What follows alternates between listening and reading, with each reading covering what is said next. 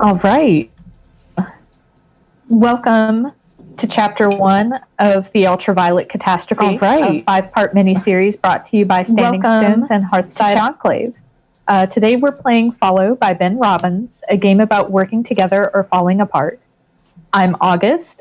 You can find me on Twitter at Harpydora as long as the platform continues to exist, and on Tumblr at Strange Harpy, and my pronouns are they, them. Playing with me today, we have Danielle. Hi, I'm Danielle. I use she, they pronouns, and you can find me anywhere you get good content on the internet at Redtail Talk 90. We also have Dirk. Hello, I'm Dirk. You can find me at Hope's Hearth Pod on Twitter and also on Tumblr at PF Diva. And my pronouns are they, he, and Phee. And Jade. Hi, I'm Jade. You can find me on the internet at Jade Oxford Rose. I have managed to get that handle pretty much everywhere now. Huzzah. And I use they, them pronouns. And bringing up the anchor position, we also have Schrag. Hi, I'm Schrag. You can find me on the internet at either Secret Frog or The Secret Frog, depending. And my pronouns are he, him. Our lines, which are things we absolutely do not want to see, are homophobia and transphobia, racism, sexism, anti-Semitism, violence against children and animals, sexual assault, domestic violence or intimate partner violence, unwanted pregnancy, plagues and pandemics, and alcohol abuse.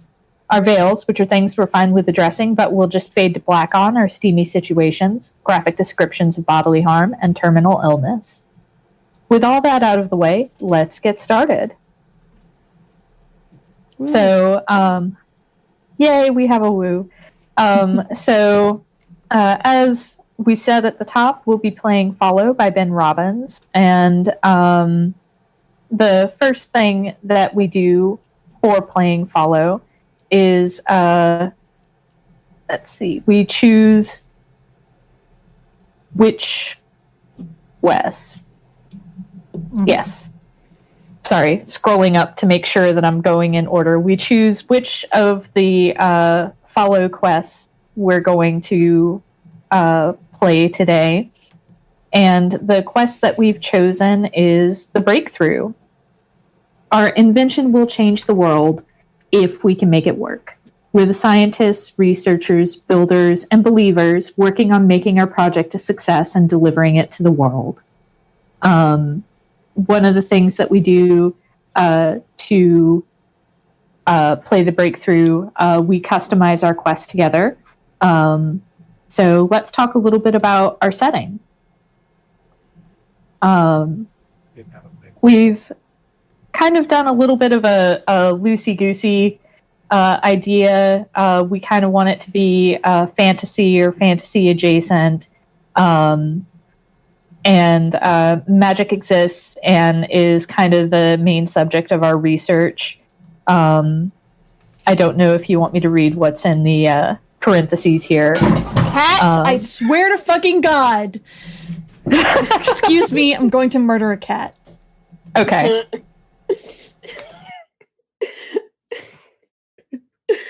I just am always a fan of science and fantasy intermingling because of who I choose to be as a person. I'm just gonna leave my cup on here. Yeah. Sci fantasy is always a fun time. So did we have any kind of inclination about like where we're at, like what kind of institution we're at? Are we at a university? Is this more of a private citizen sort of thing? I like more that it's like a university or like exploration for the exploration's sake rather than driven by the need for like technological breakthrough kind of vibe. It's not a capitalist driven science magic magic science.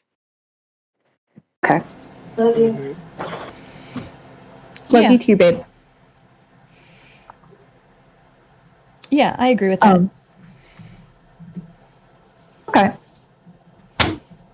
Cool. Also, like, because I know our pick crews and visuals have sort of a variety of styles because of how we roll. I was going to maybe pitch as a sort of vibe for like aesthetic period. I know because we're doing this Magitech vibe. Maybe like the Dark Materials series could be like a point of reference for that sort of a little bit contemporary feeling, but also a touch of historical, but like recent history. But that mix of Yeah. people doing science, people doing magic, and people doing things that combine the two. Yep. Mhm. Little Yeah. bit of a steampunky vibe too. Yeah.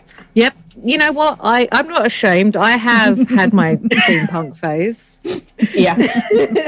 There is items of clothing in my house that are testament to that. Fair. You're so valid. You Incredibly say so. that as Dirk is laughing at me, but I'm going to say this, and I'll say this once. I refuse to be judged by Homestuck people. I'm laughing because I also had a steampunk phase. Thank you very much. Very good. But the I just point wasn't able stands. to afford the accoutrements when I was into it. Fair. All right. So it sounds like we've got our setting pretty down pat. What's our project? We could fix climate change, provide unlimited clean energy, feed the world, create artificial life, or prove we orbit the sun. So when we were talking about this before we started playing, we had bandied about the idea of kind of doing something with some cool fungus. Is that still something where we're wanting to focus on? I don't feel like it really fits anymore. Cause like in my head, because of the whole premise, I was thinking like we're probably trying to make something to do what's going to happen. So Okay. Do we want it to be? Magic fungus can always be a power source That's or something. true. ooh, I didn't think of that. I do like the idea that we are building a machine of some kind, though. Yeah. Yeah. And What if there's something that's been seen as an innate property of these mushrooms, these magical fungus, that we're trying to harness to see if it can have an effect for, like, transportation? In the same way that the spores of these magic mushrooms or this magical stuff, we're trying to see if there's a way that we can harness what they do in the same way that information can travel along mycelia. If we could do something similar but with moving people through space. I like that. Mm. I want to say in defense, I've been rocking with this idea for a while, and it is not me ripping off spoilers for the current season of the Ravening War on Dimension 20. They're doing something very different with mycelia, but the point maintains. okay. Like this, almost that like maybe idea they're a almost lot. sapient mushrooms. Like we've all seen that Tumblr post. It's like, you can't kill me in any way that matters. Like we all love that. But the idea of this not fully sapient in a way that we can directly communicate with them, but there is some level of sentience to this magically inclined fungus, and we're trying to work with it. Sounds yeah, good. I like that. And we accidentally already answered, where do we work? We're working with a university. So we're good there. Let's see. The next thing that we need to do is we need to decide what makes our quest difficult. So the 6 options we have in the book are: our invention is a huge leap forward. We're in unknown territory. Many have tried to do this and failed. Others are working on the same idea. We can't let them beat us. Powerful groups want to stop us. We're threatening their status quo. Time is short. We have to hurry I can talk today. We have to hurry our invention to avert a crisis, or our work could cause terrible harm if we aren't careful. 6, 6, 6, 6. Yeah, I'm immediately feeling 6. And I feel like 1 as well. Like, Yeah. we're talking about big things, but also we could fuck up so bad. Mm-hmm. And since the mushrooms are sapientish, like, part of the harm that we could cause is to the mushrooms. Mm-hmm. Yeah. I like that idea a lot. Great. So, sounds like we're in agreement there. So the next thing that we decide on is we do stuff to describe our fellowship. Basically, that's what we call the group of characters that are working together to complete the quest. We each have 2 characters, a main character and a minor character. Both are part of the fellowship, but our story is about our main characters. And our characters each have... goodness gracious. Sorry, I have too many tabs open and not enough screen space. Our characters each have, for main characters, name and pronouns, a look, a concept that is pulled from the Breakthrough playset. We also have a desire of what our main character wants from the quest and what they want from another character that the other character won't give them. The secondary characters just have name, pronouns, a look, and a concept, but they don't have any kind of desires or anything that are outlined. So I have the document arranged alphabetically. So I will go first. And you can already see some of the information that we have here. My main character is going to be Marius, thank the gods for small favors. They use they, them pronouns. They're a short, willowy person with pale skin and sharp features. They have long brown hair that's typically kept in the tight braid, and their fashion style tends towards neutral colors and turtlenecks. Their concept, because of who I am and who they are as a person, they are a disgraced scientist. What they want from the quest is vindication.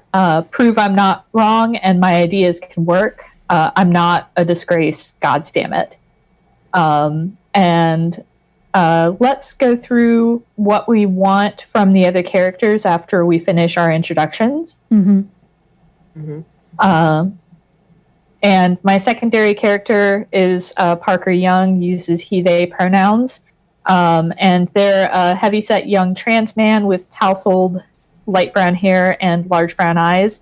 He has round features and a sunny disposition and tends to dress very casually. And his concept is the family/loved one. And he is cousins with one of the other characters. So next up in the document, again, alphabetical order, Danielle. So my main character is Talanor Jezrin, uses he, they pronouns. Built like a brick house, not especially tall but solid and muscular, extremely battle-scarred, has a nose that's clearly been broken several times. His expression is almost always severe, but he has bright blue eyes and short dark hair that's graying at the roots and temples, and he wears hearing aids. His concept is influential supporter, and what he wants from the quest is redemption under the guise of altruism. My military pension gives me more money than I know what to do with, so I might as well throw it at some worthy causes. I need to use the influence that I have responsibly, and if this project does what Mixed Favors says it can, and I can right my many wrongs, well, that's just a bonus.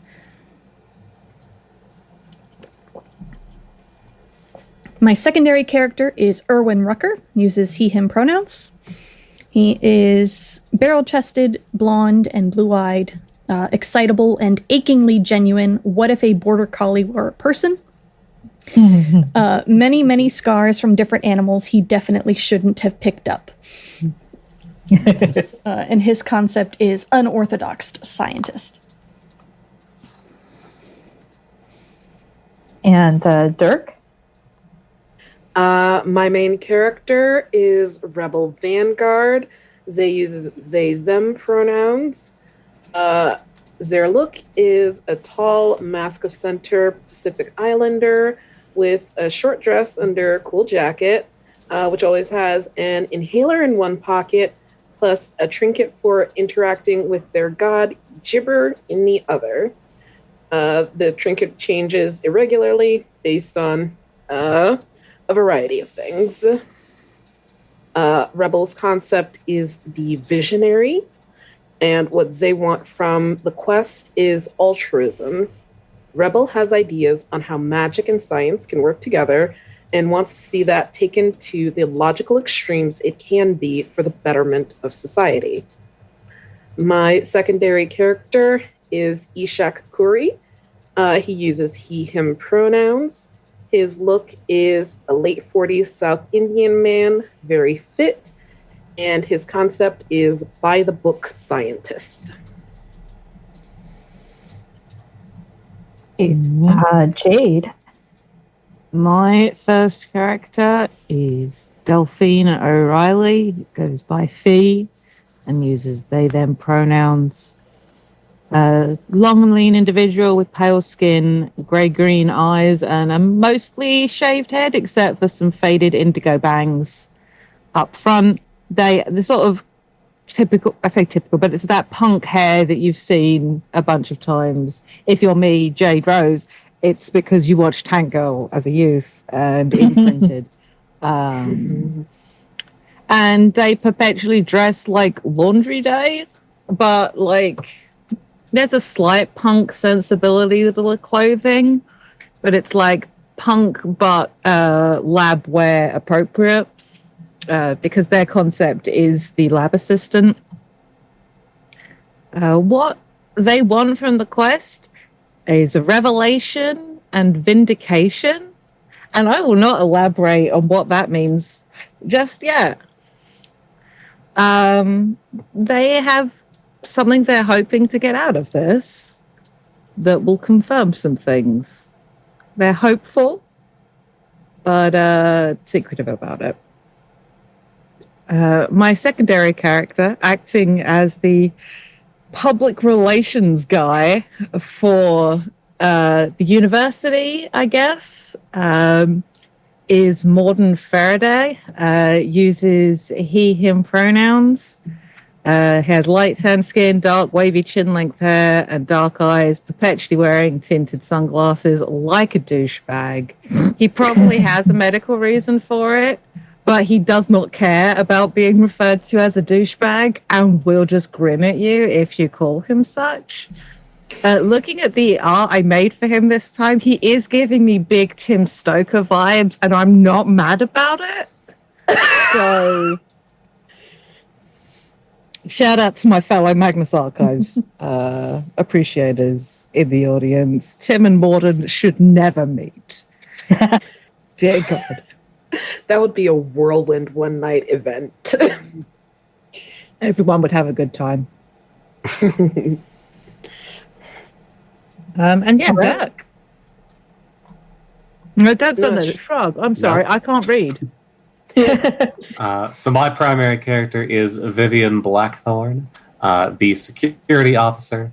They are a very androgynous person with shoulder-length red hair, green eyes. Pit crew does not tend to do muscular well, but trust me, they are buff and very, very pretty. They put themselves together as such.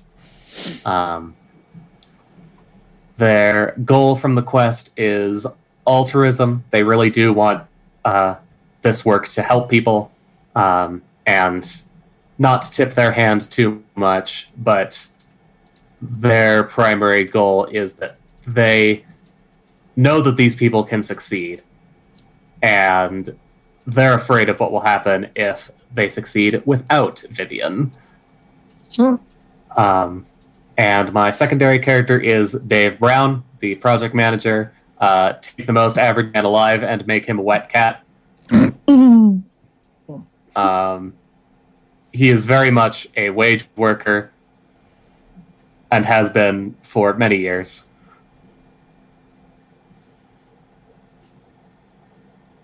I love him so Oh, yeah. much. He is. I feel so bad for him already. All right.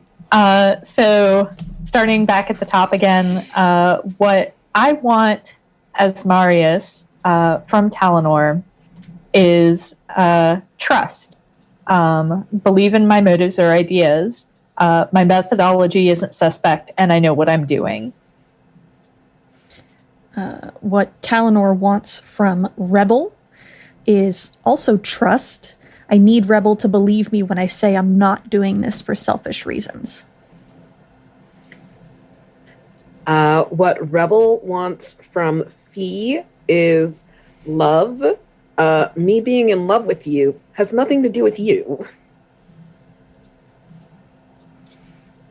What Phee wants from Vivien, again, is trust. There's a lot of wanting of trust that isn't being received in this group. I'm sure this is fine. To elaborate on that, just because I have motivations you don't understand doesn't mean that my actions are nefarious. Vivien doesn't know what Yell's problems are. They know that you trust them. What they want from Marius is the truth. Specifically, what are the risks of this project that they aren't telling Vivien?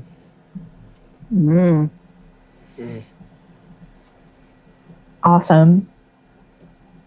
All right. So we've got our quest. We've got our fellowship. It is now time to play. So to complete our quest, our fellowship will face 3 challenges. We won't know what the challenges will confront us at the start. We'll only know as they arise. Each challenge is something we need to do to move closer to our goal. If we succeed at a challenge, we are more likely to succeed at the quest. If we fail or ignore or refuse the challenge, it doesn't mean the quest immediately fails, but it makes it harder for us to win in the end. We pick challenges from the playset.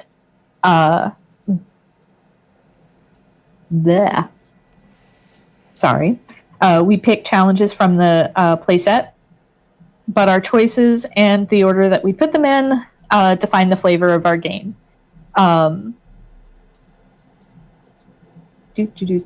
Just some of this is not relevant. So for each of the 3 challenges, we follow the same steps. We pick our challenge and describe why it's difficult. We play scenes to explore how our characters deal with the challenge and each other. And we draw stones to see if the fellowship succeeds or fails at the challenge and whether any of our characters were lost or betrayed the fellowship.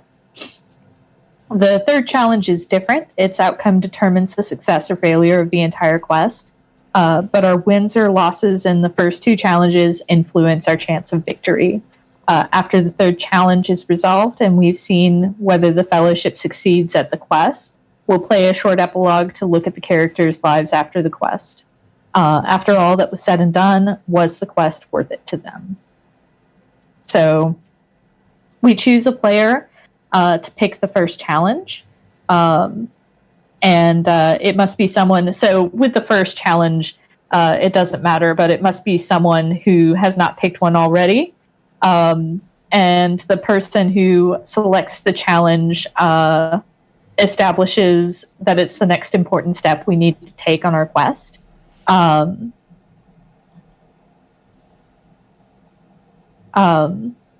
if it's the third challenge, we're establishing the final task after everything that's happened, we must complete to finish the quest. And the player who picks the challenge describes the problem that confronts our fellowship and fleshes out the situation and tells us what makes the challenge difficult and why we need to do it. So, who would like to pick our first challenge? Or has seen a challenge that they really want to do. Suppose is another way of phrasing it. Yeah. I see a couple that look fun.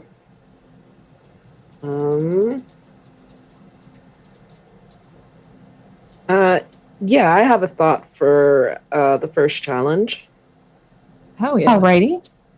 Go for it. Yeah, my thought is overcome a roadblock in the design. Mm.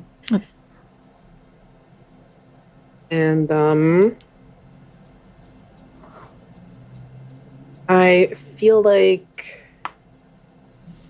well, I don't necessarily know what the roadblock is, but I feel like it has something to do with translating what the mushrooms do into something that can be replicated by people or made into machinery, something like that. Mm-hmm. Mm-hmm. Sorry, could you repeat that? I could not process what you were saying. That's fair. So my thought is that the roadblock in the design is something to do. So like mushrooms have a way of communicating with each other, and we need to make that into machinery, into something that can be predictably created and used. And we're running into issues making that machinery.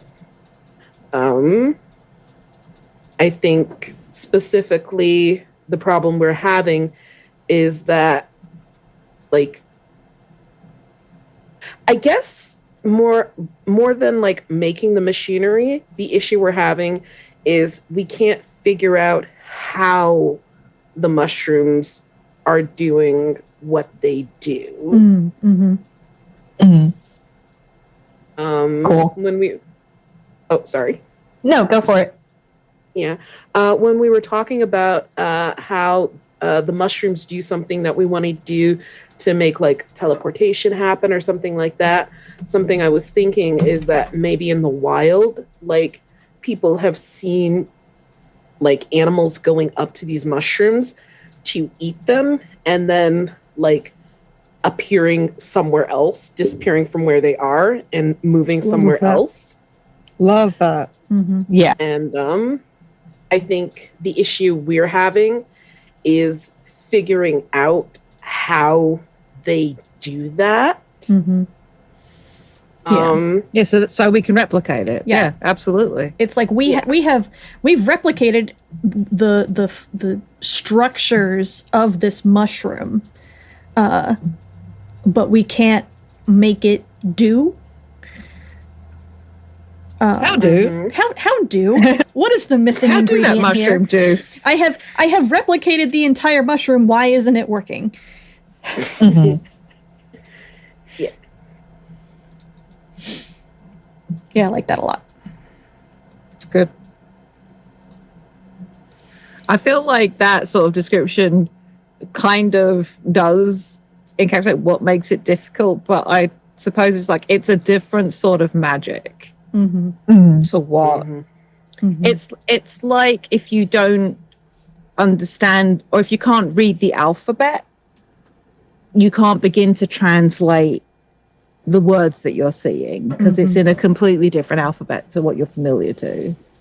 So looking at like something in something in Arabic or in Hebrew, if you don't speak it, Hebrew is actually kind of good because it reads from right to left, you know, like if you don't even know what order to read it in, how are you supposed to begin to understand it? And it's like that. It's using two different systems and trying to make sense of it.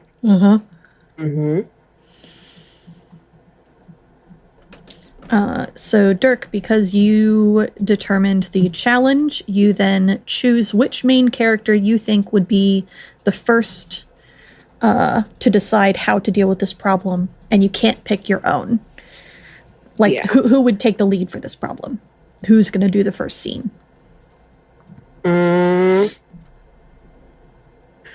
Honestly, I think it's gotta be Marius. All right. So scenes are the meat of the game, and your scene is your spotlight time. It's your chance to explore your relationship to other characters in the Fellowship, and what you think about the quest, and what you're doing to deal with the challenge. Use your scenes to lay groundwork and put our plans in motion, but no matter what happens, we won't know if we succeed or fail at the challenge until after everyone has made a scene.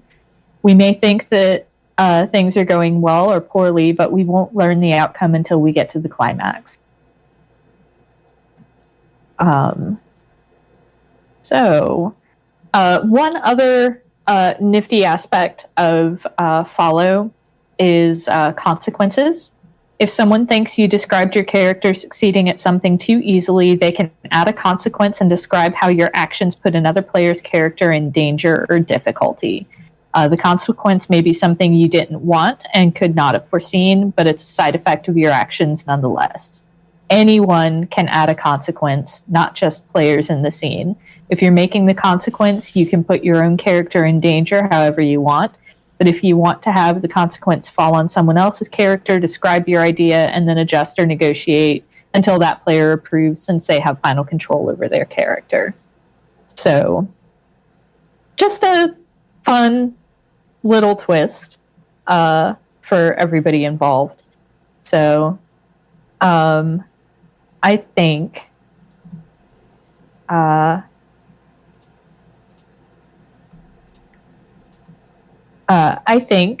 that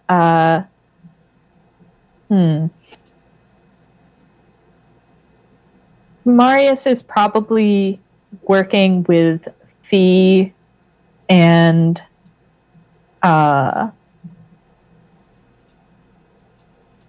let's see, Phee and let's get Dave in here. I feel like Dave is probably as the project manager, maybe breathing down Marius's neck about this a little bit, because that's what project managers do. And I think Phee is working with Marius. They're probably in the lab with our selection of mushrooms, and Marius is at an old school chalkboard working with some specific runes and cursing a little, because every time they come up with a new combination of runes to try, and they attempt to use them on the prototype machinery, everything fizzles and nothing seems to work.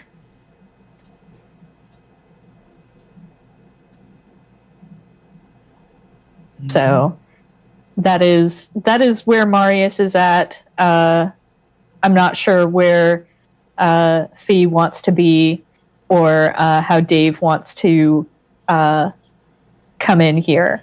but that's where Marius is at. I think Phee is currently tending to the small, like, mushroom garden we have set up. You know, like those really fancy, like, orchid growing things with, like, the light and the misters. I think they're currently working on that, trying to ignore Marius.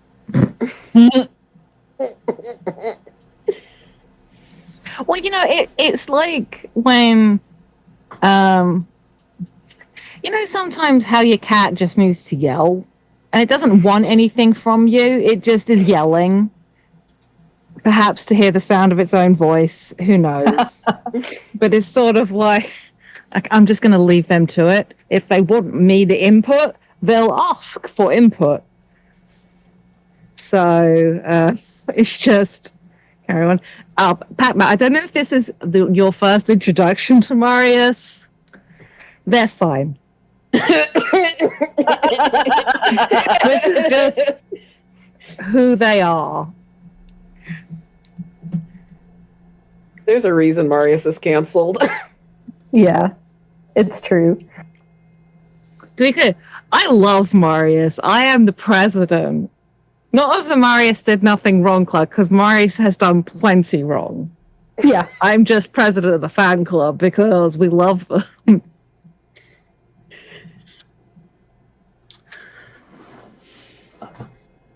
Listen, I am the Dave, person who loves... oh, sorry? No.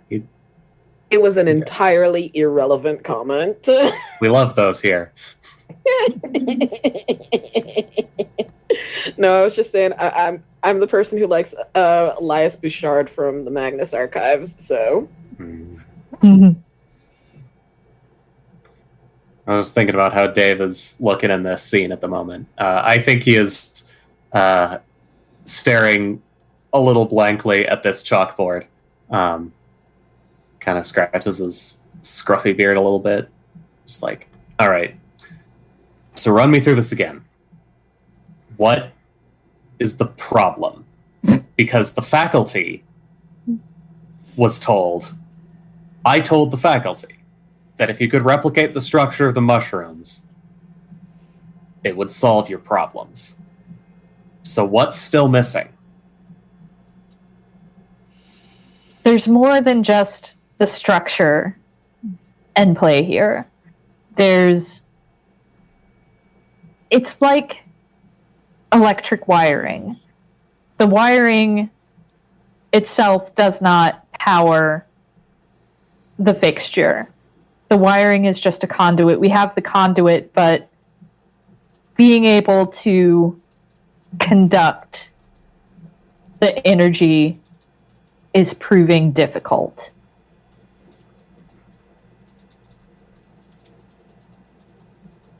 It's almost like the structure is fighting me anytime I try to put something through it.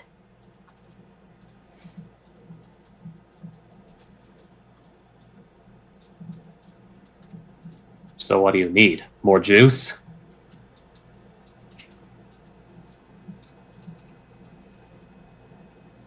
The quantity of juice, as you put it, appears to be irrelevant. It's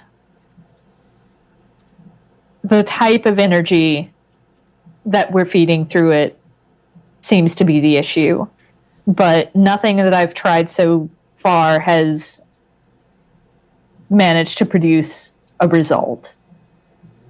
And so now I'm stuck here trying to figure out what kind of energy is going to succeed where the others have failed. Dog's looking for the right juice recipe. Phee says, glancing over, figuring that, you know, possibly translating into Dave-friendly speak is required.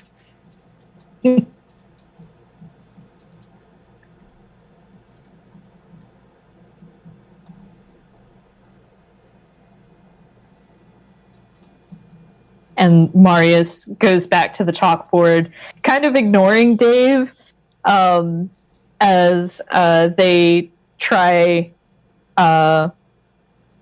configuring another set of runes, and then taking that to the machinery. And this particular set of this particular combination seems to result in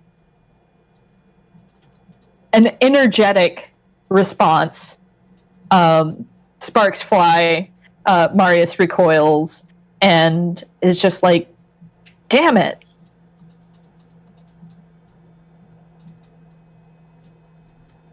What do you think it didn't like?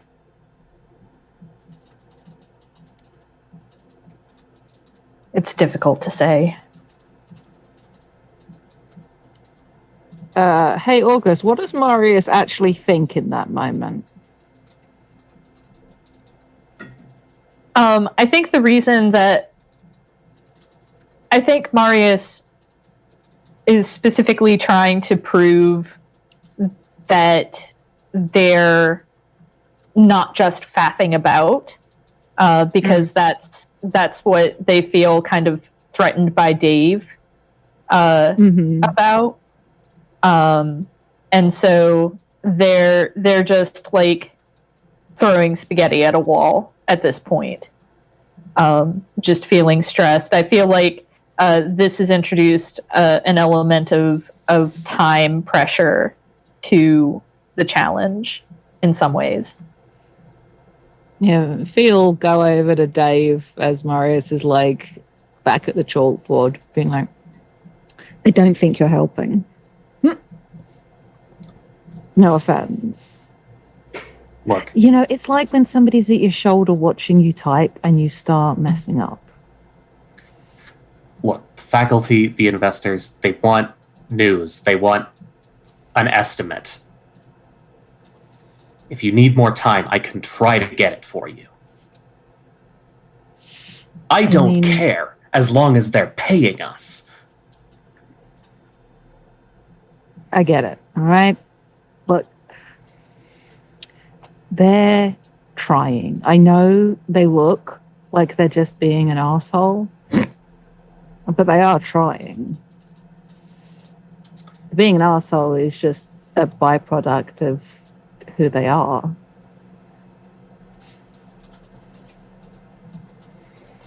Look. Just keep trying, all right? I'll try to hold off the suits. But Thank you, Dave. they're not going to want to see the mushrooms spitting sparks at their faces. Look, I will email over the really nice schematic photos we have. Stuff that looks really good for investors, all right? Give you something to show progress is being made. They don't need to know that we haven't found the right juice yet. Tell me what you need, and I'll get this to Morden. He'll spin it. He'll do that. And I gently sort of turn Dave by the shoulders and push him out of the lab. Goodbye, Dave. At the mention of Morden, Marius cringes The chalk snap. a little. But I think that scene.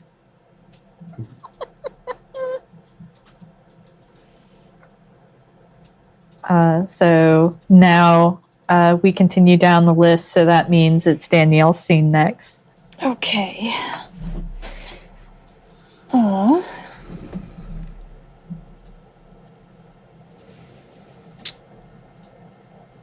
I think. So, Dirk, Rebel's concept is visionary.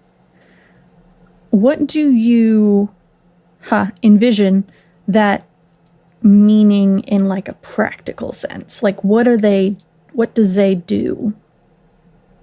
I am so glad you asked that because I was literally just thinking about that. I think what that means in practice is that Zay talks to pretty much everyone on the team. Basically puts all the information together, probably makes some graphs, and tries to see if there is anything that is being overlooked or being overlapped. I see. So Zay is the theorist with the string corkboard. Yeah. Gotcha.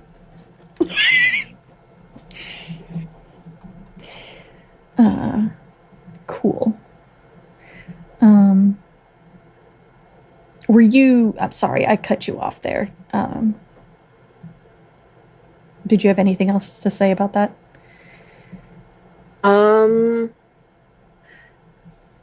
I think that's the main part of it. Mm-hmm. I think Rebel probably is also the person you go to ask when you need more staples.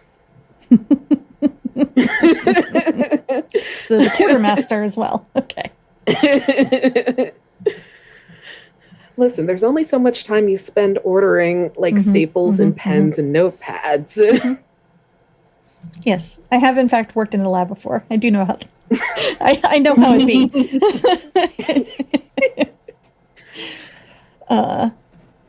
Okay, so I think this is a scene between Talanor and Rebel.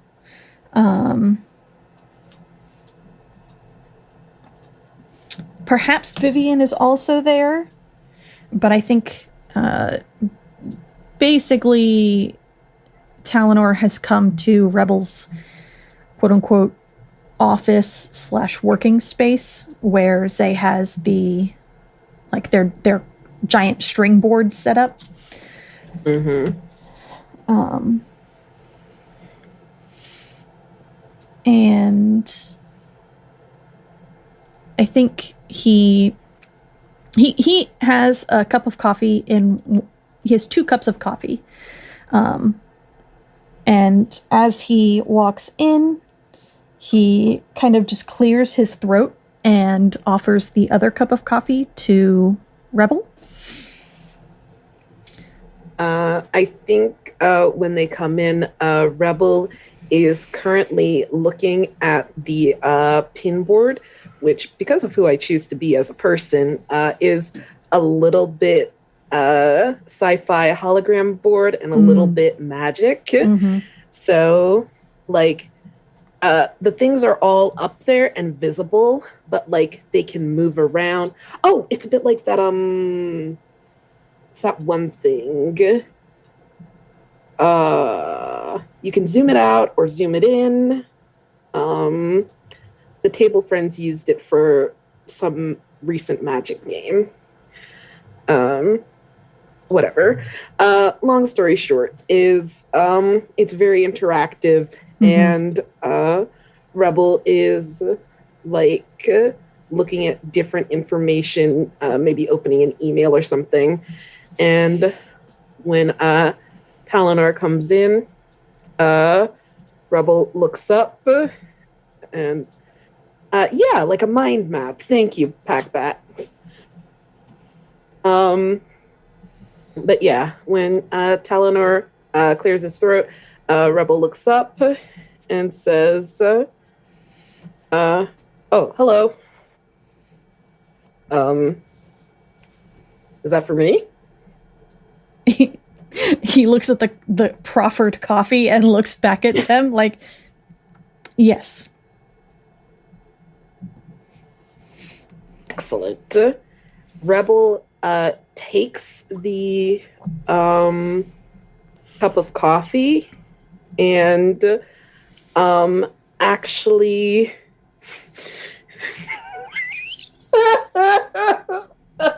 sorry, I'm cracking myself up because I know what Zay is about to do with it, and it's ridiculous. But I think what Zay does is tosses like not all of the coffee, but sort of like splashes it onto the mind map. And like looks at where the coffee hits, where it splatters on the ground, and seems to be like very seriously considering what has happened here. I was wondering if it was like, because this is literally like a representative of your mind and how you're thinking about things, whether this was just a new way of getting caffeine into your system. Like, a topical application of caffeine. Don't even talk to me until my map has had its coffee. To be clear, Nope. yours is much more interesting. But I was like, is this what's about to happen? It's good. No, it's a type of chaos divination. Mm-hmm. So, I think that Talanor like blinks at this, but then kind of just like falls into almost a parade rest kind of posture. His free hand that no longer has coffee in it is behind his back as he sips the coffee he brought for himself. And they kind of watch Rebel looking at this pattern of coffee. And say,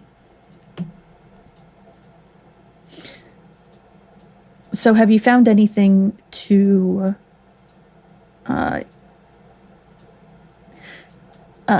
get around Marius's not roadblock,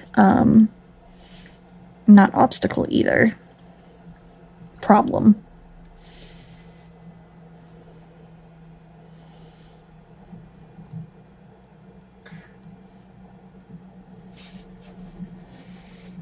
I'm thinking 1 second. Mm-hmm.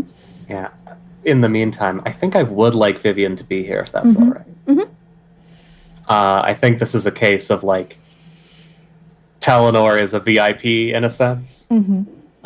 And so Vivien escorted him to Rebel's office. Oh, I do like that. And probably doesn't need to be here still, but is. Mm-hmm. And is maybe paying a little too much attention to both the mind map happening and to Talanor specifically. Mm-hmm. Mm-hmm. Anyway.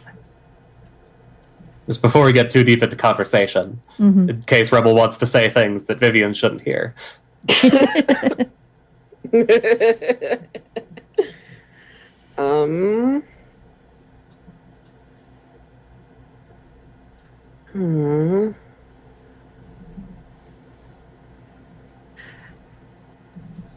I think what Rebel says is, I'm making progress, I think, but, and like pauses to squint at part of the mind map, and then down at where the coffee has dripped onto the floor. And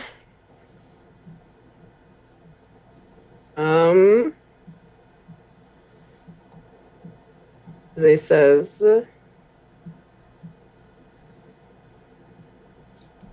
I'm trying, I feel like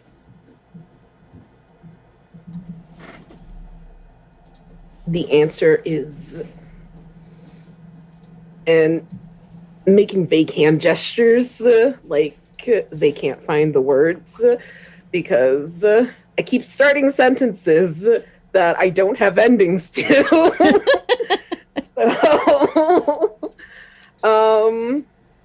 But after a few moments, Rebel puts down the coffee cup on like a desk or a table, grabs some paper towel, wipes up the coffee on the floor, and most of what's on the mind map. And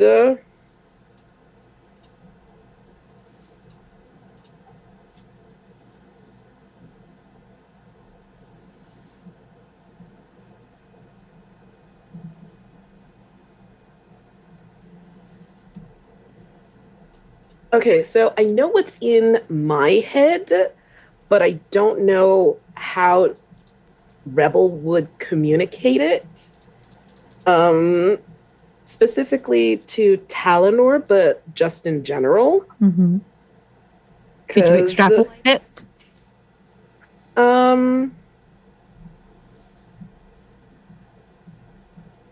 Sorry, can you repeat that question? Could you, Dirk, extrapolate it for Rebel rather than trying to find the words for Rebel? Like, you tell us, the players, what Zay is trying to get across. Yeah. Thank you. That is helpful. I think what Rebel communicates is that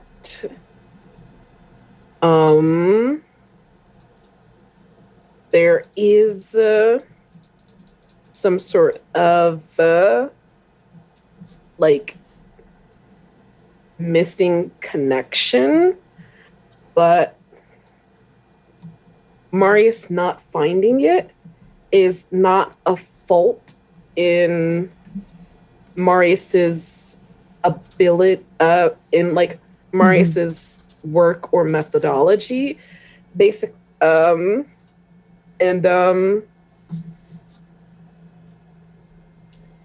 it's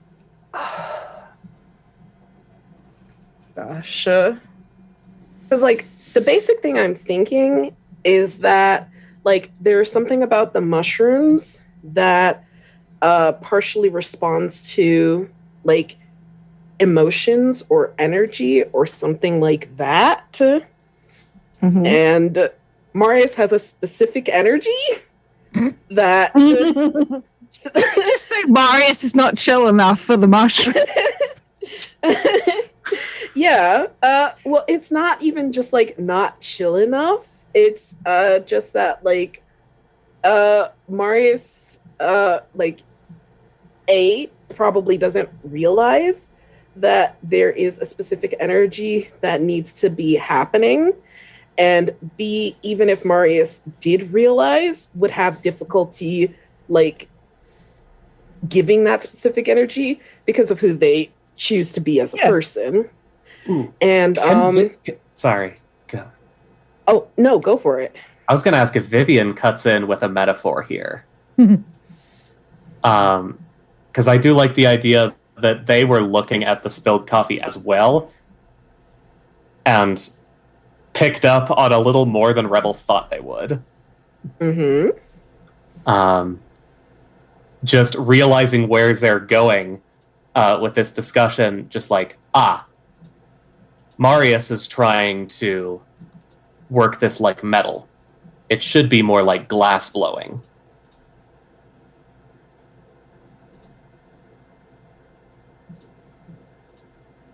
Rebel looks at Vivien, like wheels to look at Vivien, and grins and points. And just points at Vivien. You know that way you do when you're like, you are correct. You get me. You got it. You get me. Yes. And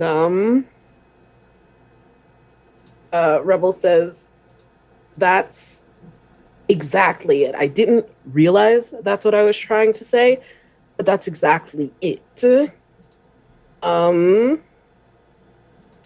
Oh. And like Rebel does like a little wiggle. And I'm disowning you.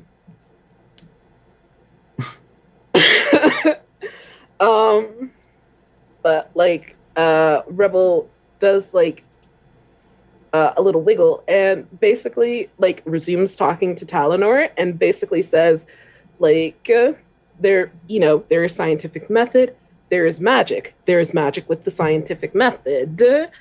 And then there is, the wibbly stuff. And, obviously Zay doesn't say it like that, but that's what Zay communicates. Mm-hmm. So, I think Talanor kind of watches this whole thing. And the entire time he's so serious all the time. Almost like he doesn't know how to work his face to make expressions that are happy. Which sounds way sadder than I did in my head. But out of practice, yeah. We've all been. Yeah. We're autistic, it happens. Word. And he kind of nods slowly as Rebel comes to an end to their speech. And he says,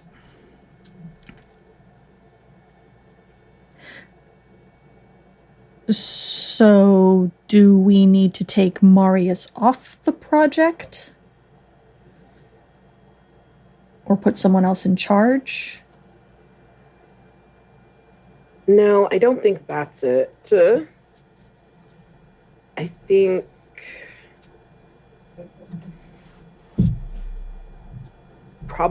Marius might need help. Not like that. So much as there's more to it. And I think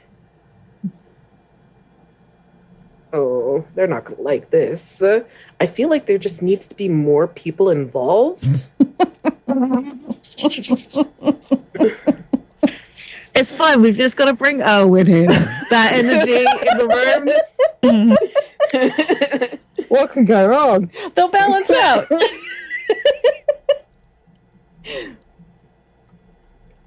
Yeah. I don't know, Talanor just happening to also know, the other scientists in this fellowship. Just I know some guys. Mm-hmm, mm-hmm. Oh, that's excellent. Yeah. I love that. Yeah, I think he does say something along the lines of I'm in contact with some faculty from XYZ department or XYZ nearby university that we can maybe get some collaborators in here. And Rebel nods.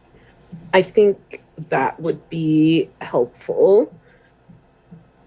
Cool. And then Rebel wrinkles their nose and is like, "I will tell Marius." I think that's a good place to end scene.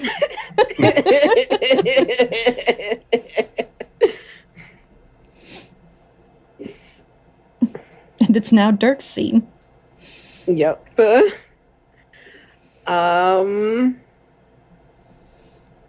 So I definitely want to do a scene with Marius in it, obviously.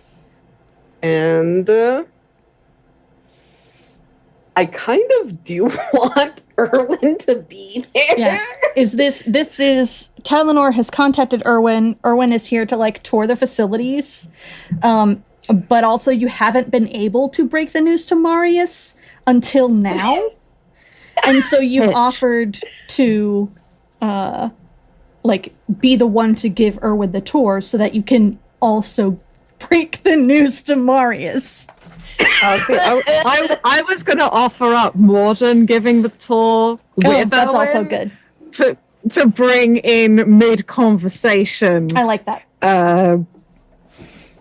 Oh, that's excellent. I love it. Mm-hmm. Just let me know If the moment doesn't strike me as being the most optimal for hilarity and or drama, just let me know. Mm-hmm. Excellent. So, yeah. Just assume so this Fee's is- out on lunch or whatever and is not there. Yeah. So, August, I presume Marius is just still there cursing at the chalkboard. I think they may have pushed the chalkboard aside and are now poring over some sort of tomes, just like because clearly the way that they've been trying to weave the energy isn't working, so maybe they need to try a different paradigm. So they're like looking up a different paradigm to try using to put the energy together and put it through the synthetic mycelia. Mm-hmm. So that's where they're at. In that case, I think Rebel comes to the door with more books in the same vein for Marius, and like sort of knocks on the door the way you knock on an open door, and just says, "Knock, knock, Marius." Marius takes a deep breath and is just like, "Enter." That was the plan. I brought the books you wanted. I appreciate the gesture. And Rebel has brought the books Marius specifically asked for, and maybe one or two others that aren't specifically that, but are related, you know? Mm-hmm. And basically, like, sets them down next to where Marius is, and says, "So I know you only asked for these ones here, but these ones were also in the same vein and referenced in connection with these, so I thought they'd be helpful for you."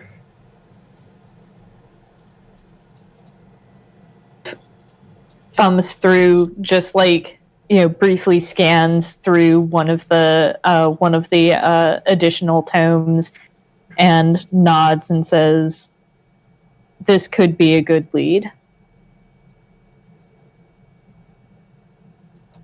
And Rebel nods and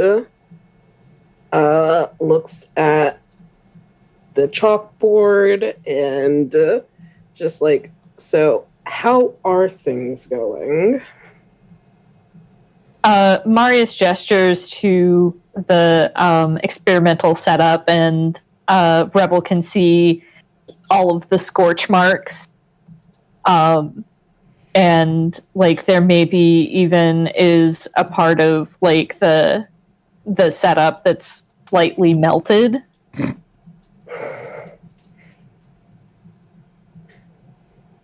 What did you do? My job. This is not an easy fight, and it is a fight to get this working.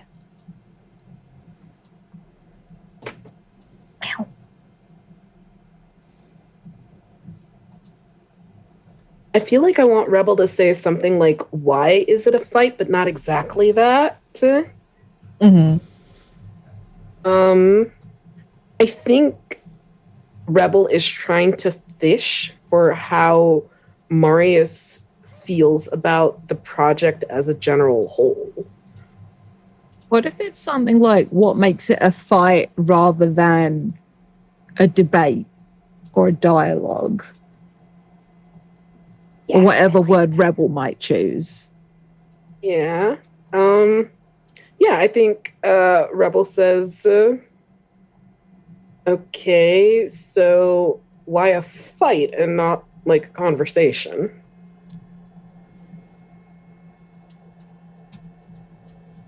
If it were a conversation, I would be getting useful feedback. And Marius just kind of glares at the setup. But all of the feedback I've received has been violent, so I have no choice but to treat this as a hostile confrontation.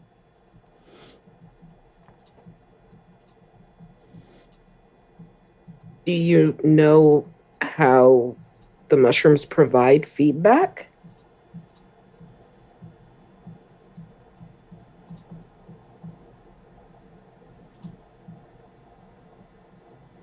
Marius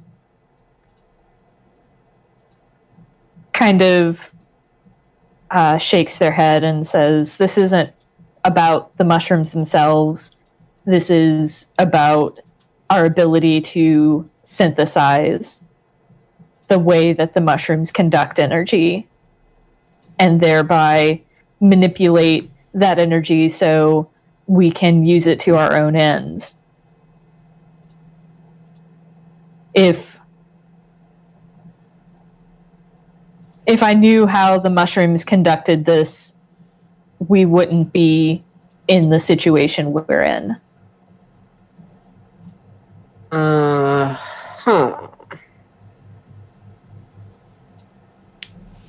Alrighty. This is when that you hear footsteps just in the hall.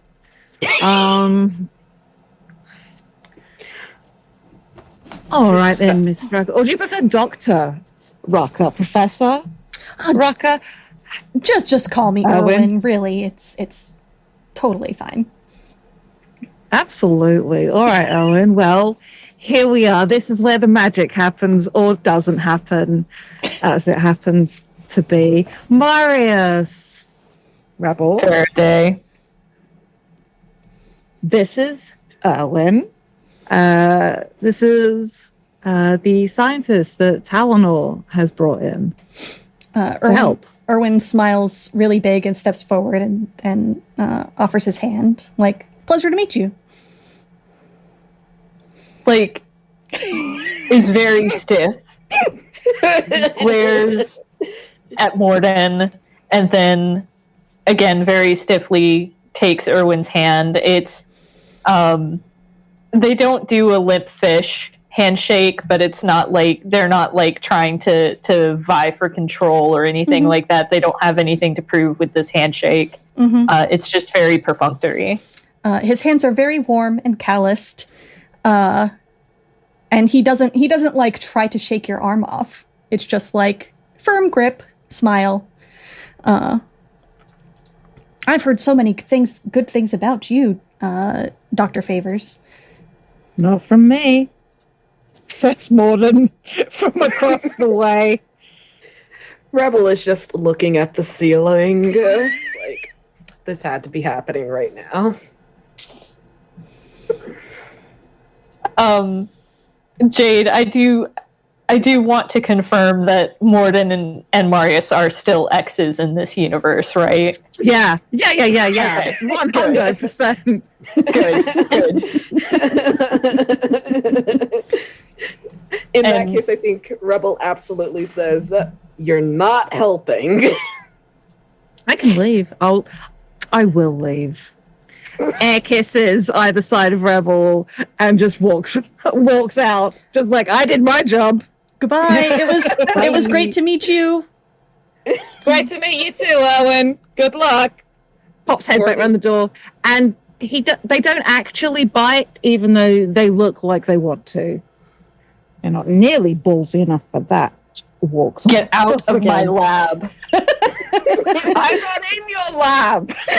Rebel is definitely flipping Morden off, like half playfully, but like He returns the gesture in the spirit given as he leaves. Fuck, I love playing Morden. He sucks. He's great. I love it when you play Morden. He's excellent. He's a Rebel, shitheel. introduces himself to Erwin. Hi, I'm Rebel Vanguard. It's a pleasure to meet you. Holds out a hand to shake as they speaks. I was just getting around to telling Professor Favors that other people were going to be added to the team. So, if they are a little pricklier than normal, that is why. Erwin shakes her hand warmly and kind of steps back and puts a hand on his chest. Am I not welcome here?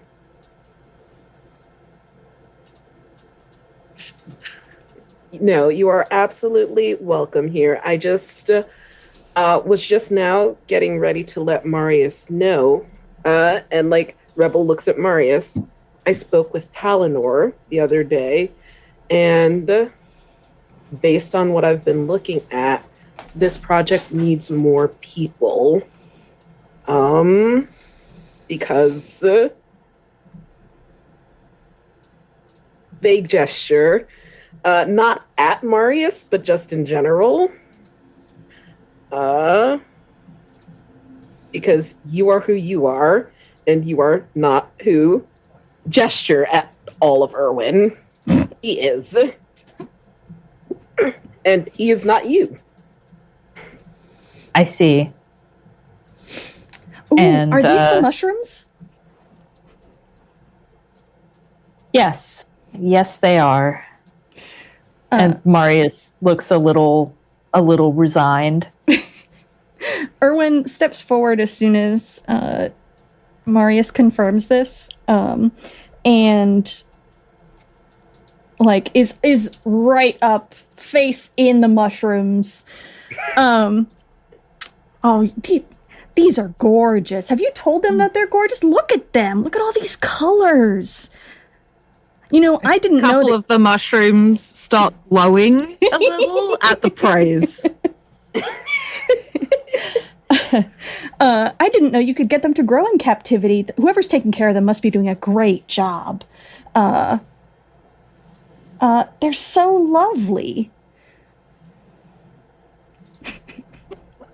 Marius just like looks on in disbelief and is wondering if they're going to have to, like, Erwin's going to make them praise the mushrooms too, but doesn't say that aloud. Mm-hmm.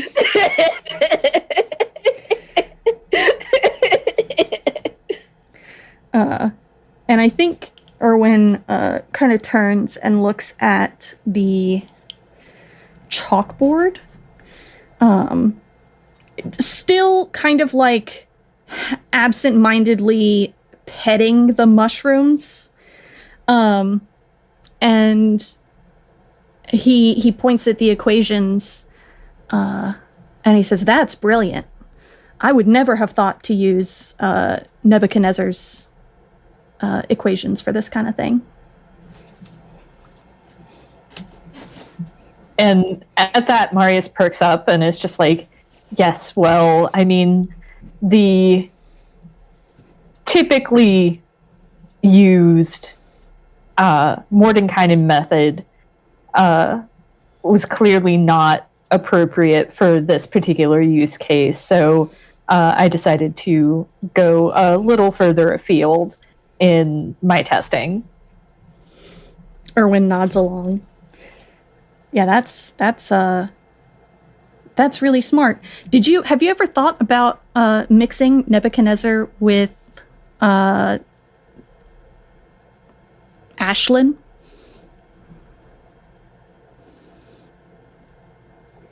And Marius looks a little thoughtful and says, that may hold some promise. Cool.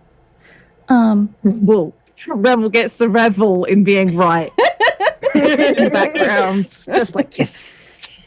Oh yeah, Rebel is just like loitering, watching this happen, and when there is like a pause, it's just like, well, I will leave you two to it. Erwin, if you need anything, I'm up on the 3rd floor, and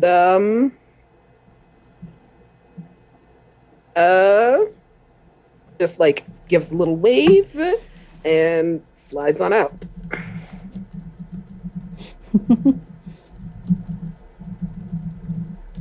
Sounds like this is seen then. Yeah.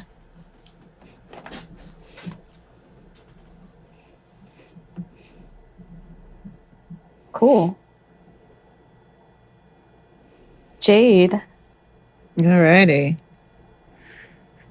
Trying to think who should be in this scene.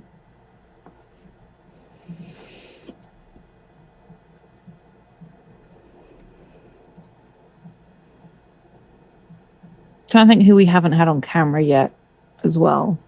I think it's just Schrag and Parker at this point. I'm not sure who would make necessary sense for this one.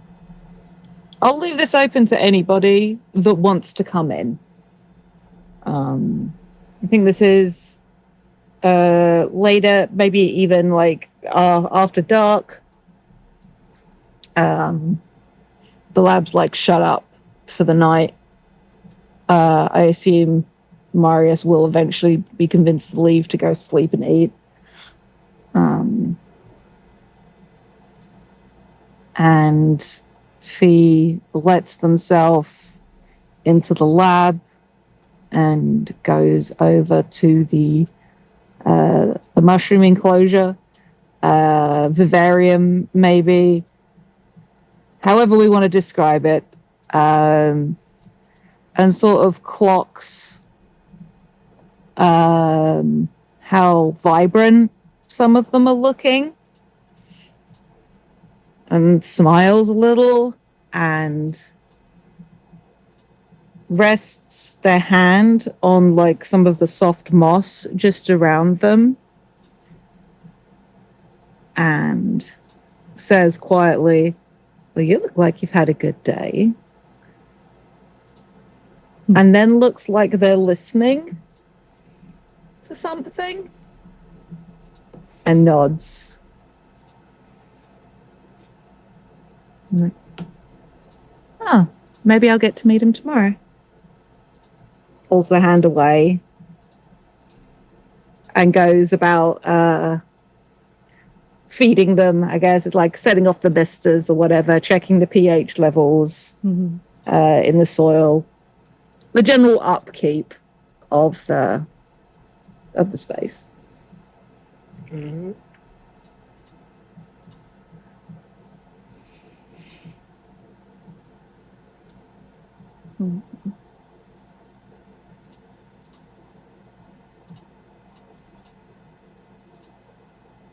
If anyone wants to find them there, they're welcome to. I mean, do you want Phee, like, getting caught? Because I have an idea, but... Well, Fee's allowed to be here.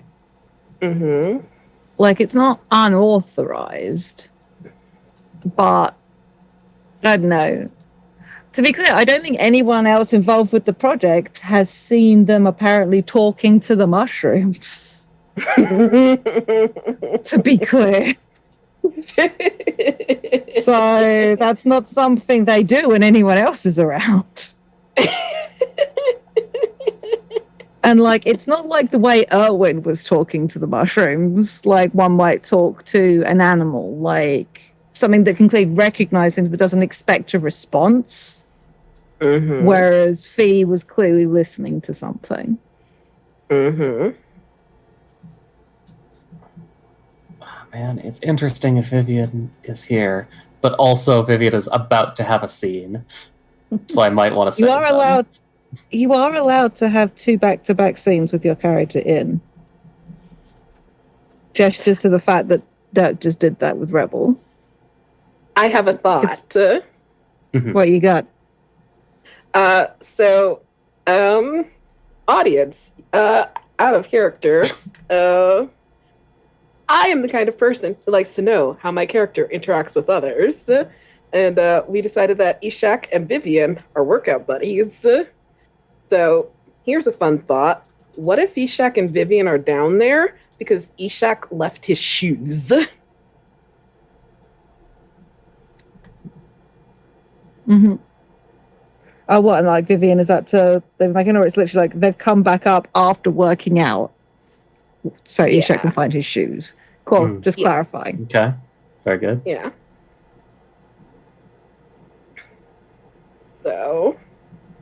So yeah, you would notice however you want to establish coming into the scene, but you would notice that there's lights on in the lab.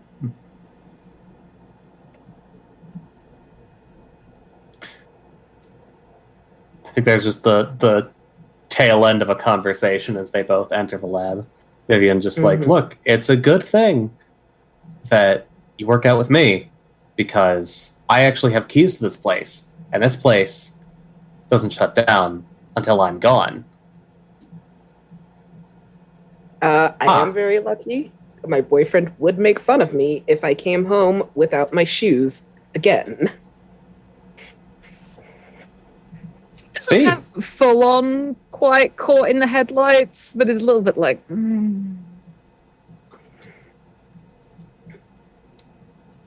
Hey, Vivien. Dr. Corey. Oh, Just, hello. You know, doing what I do. Tidy some papers.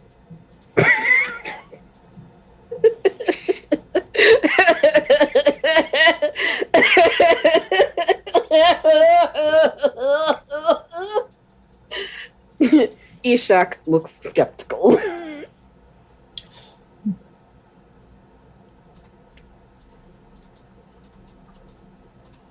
And I think Vivien's going to play interference here and try to direct Ishak's attention back to getting the shoes and getting out. What's Just Vivien thinking in that moment? They want to know what Phee is up to, but they know that Ishak will want to stop whatever this is, and they don't know that that's necessarily the best idea.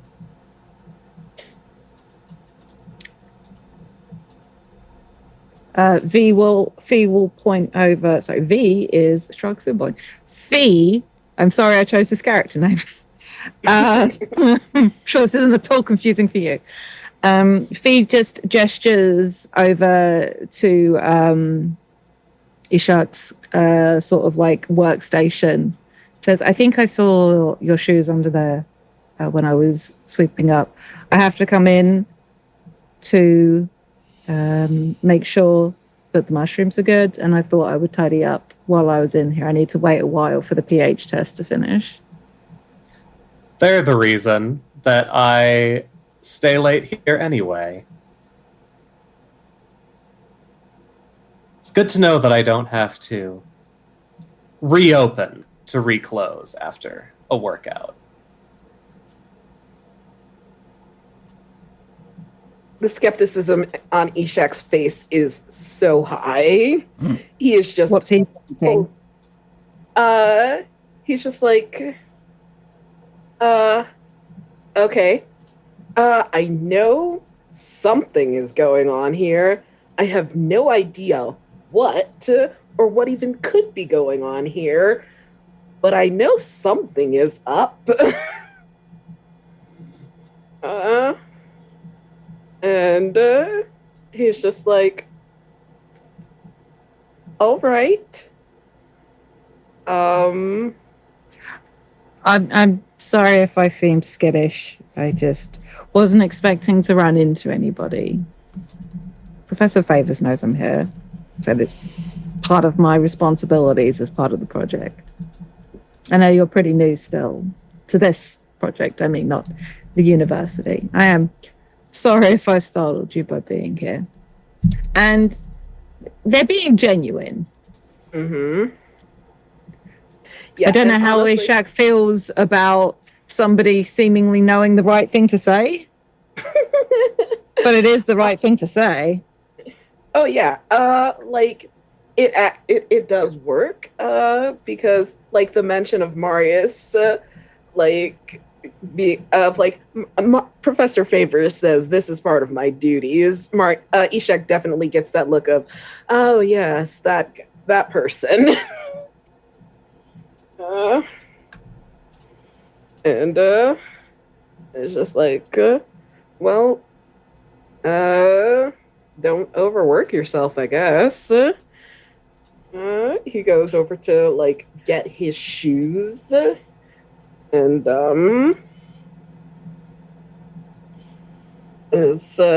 they were over where Phee said they were, and he just like holds them up, like, got them. It's a thumbs up.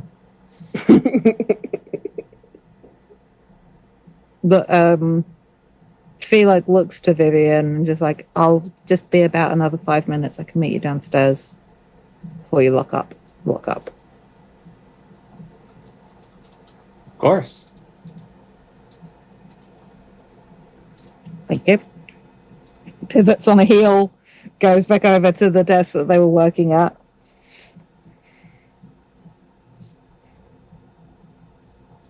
And when they get out of earshot of the lab, Ishak is definitely going to look at Vivien and say, I think that is what the kids would call sus. Oh my God.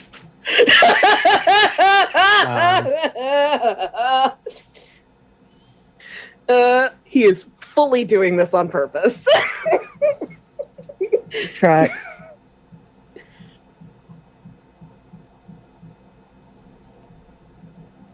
Vivien's going to straight up lie to his face and say, well, it's not uncommon for Phee to stay late. I do have to wait for them every so often. You know, I have to be the last one to leave. But, speaking of leaving, you ought to get back to your boyfriend, because if you leave quick, you won't have to explain any lateness. And he just like narrows his eyes at Vivien, and it's just like, that is unkind of you. You're right, but you don't have to like it. And he just sort of claps him on the shoulder with a grin and heads off. Back up in the lab. Phee places their hand into the vivarium once more and frowns a little bit. Just like, you don't have to laugh at me, you know. It's rude. It looks like they're listening some more.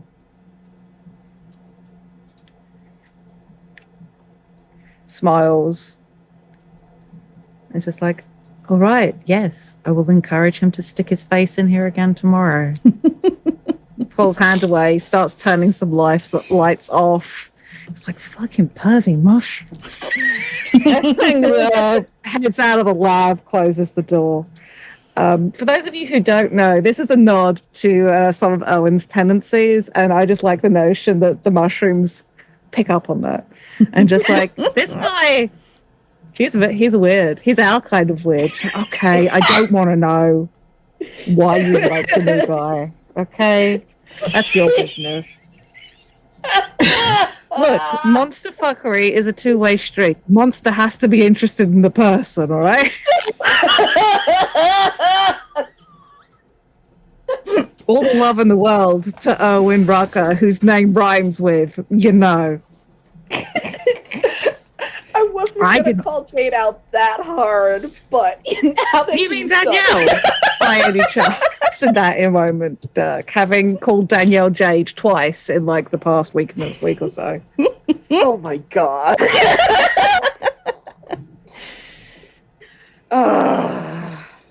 Anyway, one of these Schrag. days.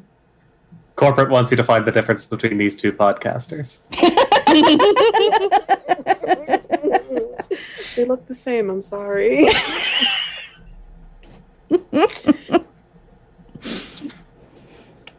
All right, Vivien. So we haven't seen Parker yet. August, is it important to you that Parker is seen in this challenge? Because I don't know how this would happen. Yeah, I can't see a really good way for Parker to be involved in this challenge, and that's fine. Oh, poor guy. There'll be time. Yeah. We'll get him in on the action soon. Yeah. Imagine we lose a character, just like, well, he wasn't here anyway. Oh. Rip.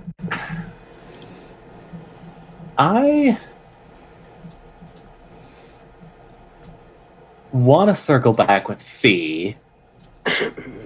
I want to get one of the other scientists here. I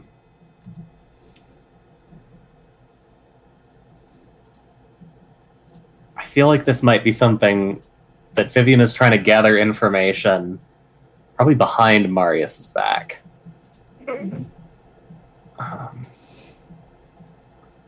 Just because they won't say. They won't say the things that they need to know.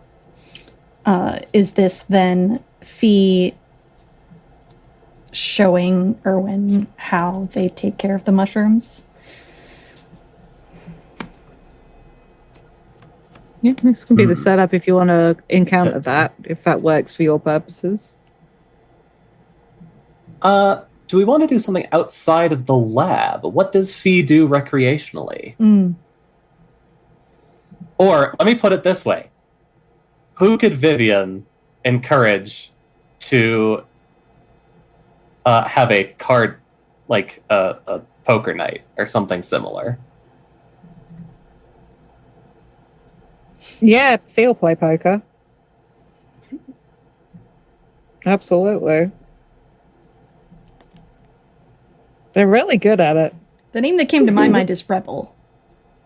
Mm-hmm. Yeah, I was gonna say Rebel would absolutely play poker. It's just I've already been in a couple scenes, so. Eh. No, but I think Phee and Rebel being here is good as well, though. Mm-hmm.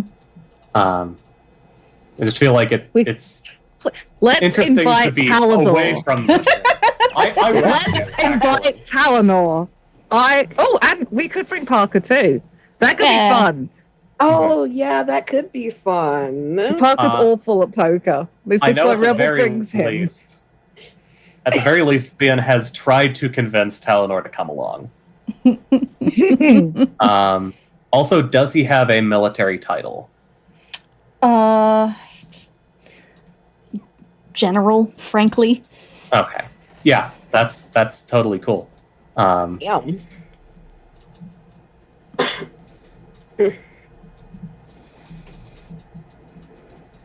So General Jezrin has gotten an appropriately formal invitation for an out-of-work event by Vivien, who definitely is just doing this for university morale and support, and not because they are personally very interested in the history and personality of General Jezrin.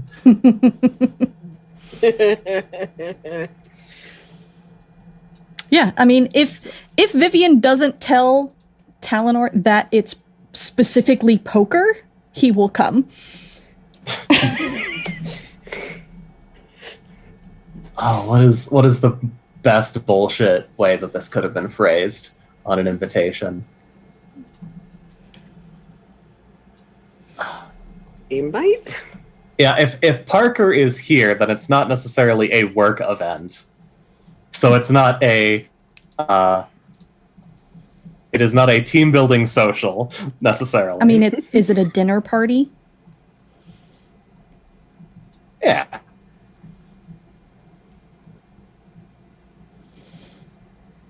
Cool. Is it a dinner party at somebody's house or at a restaurant? I think Vivien knows a good restaurant. Um,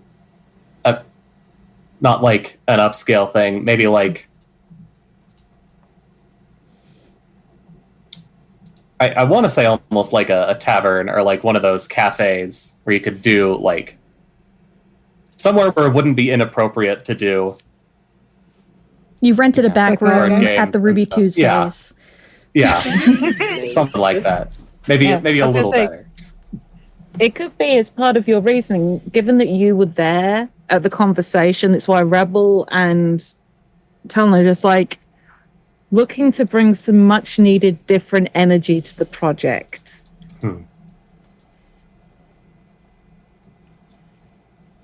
I just love the notion that Rebel brings pasta.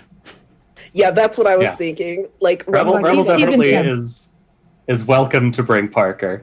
I think maybe Vivien has met Parker before and is like, yes, thank you. That sounds great. Please do. What do you think, If August? you want better vibes at a gathering, you bring Parker Young. That's not have a bad time when they're there. Parker's great. Yeah, I mean, Parker is Rebel's cousin, so I mean, and they have a pretty good relationship. I think we decided, so it isn't outside the realm of possibility that like Rebel would have dragged Parker along. Mhm. Mm-hmm.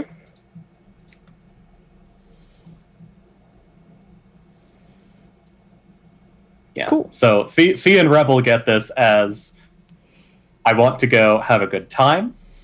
I want to be able to just hang out with folks and maybe shoot the shit over cards. Talanor gets this is a morale realignment social event.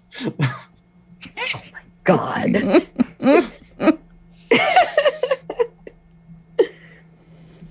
Amazing. Yeah.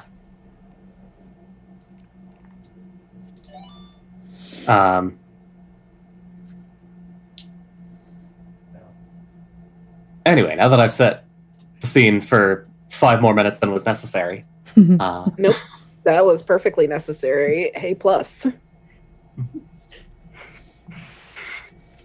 Who gets there first? Vivien, presumably. mhm. Yeah. Vivien has like reserved, some corner. Has all the recommendations for what is best here.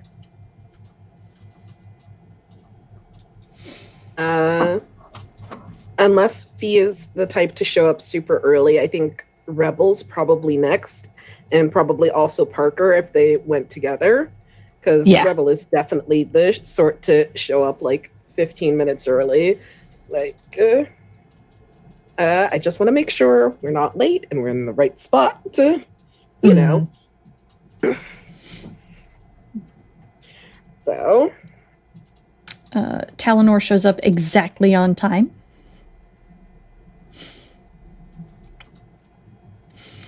Phee is a couple of minutes late. So I just saw Izzy in the chat missed the context about but I'm so sorry, Izzy.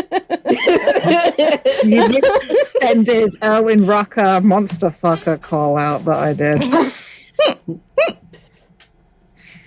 You'll have to watch the VOD.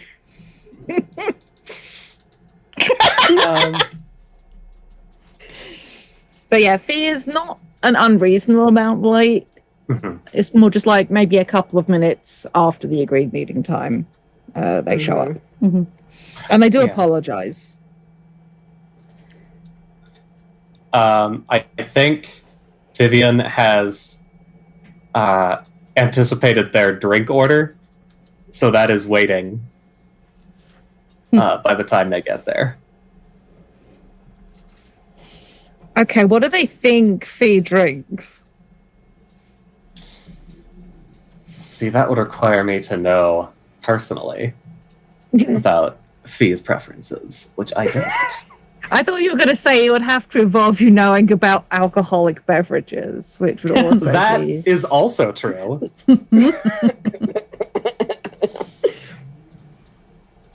Look, I love my basically teetotal boyfriend. It's good, actually.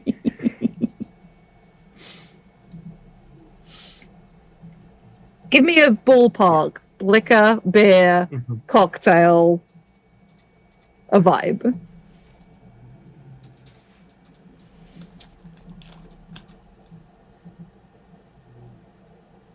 Okay, I think is this that something that it's- they've talked about as a weird conversation in the past? That Yeah, I think Vivien this is has just remembered? a thing that they have mentioned offhand. Okay, Because like then he it's and probably Vivien aren't close by any means. no.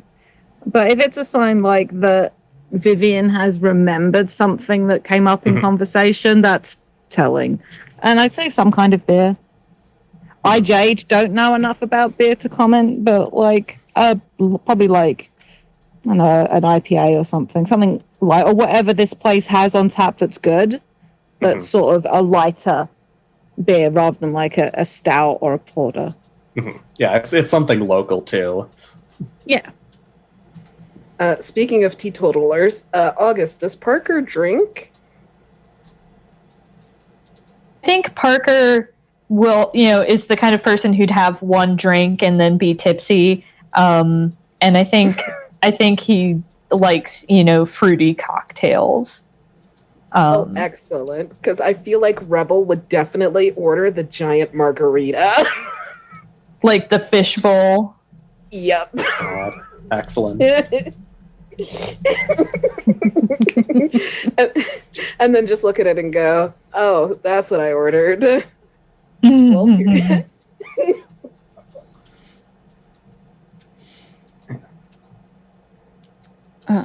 So Talanor shows up in an officer's coat.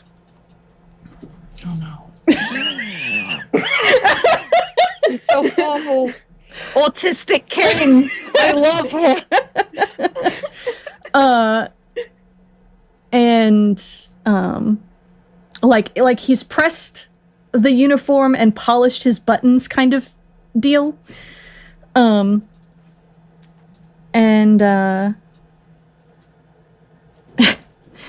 and he kind of like steps into the establishment precisely on time, sees immediately what kind of establishment this is, i.e. not necessarily a bad one, but he has definitely overdressed for the occasion. Yeah. Pauses for just a moment as he like surveys the room, so that it might be mistaken as him just surveying the room to find where the people he's come to meet are, rather than,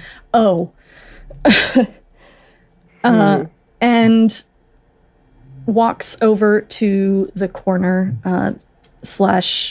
out of the way room that Vivien has picked out, and orders a water from the waiter, and sits ramrod straight in his chair. Yeah. Good evening.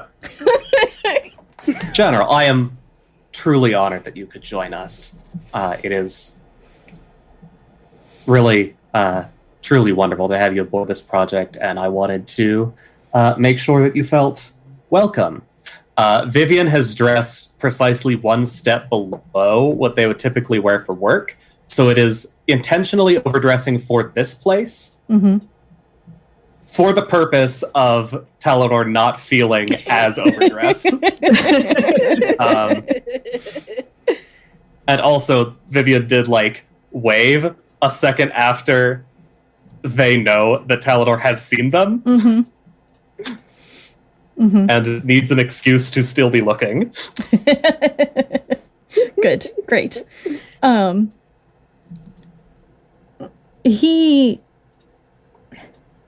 He doesn't smile because he's not really the kind of person that smiles, but you can see some of the tension in his shoulders relax just a hair. So he's sitting properly, but not tense. Pleasure to be here. Is this everyone we're expecting? Mix O'Reilly should be along shortly. They have a tendency to leave things in the lab until the last moment. Door opens to the place as Phee gets in. Rebel's straw makes a slurping noise, and they like apologizes. Like, I think it got stuck on some fruit.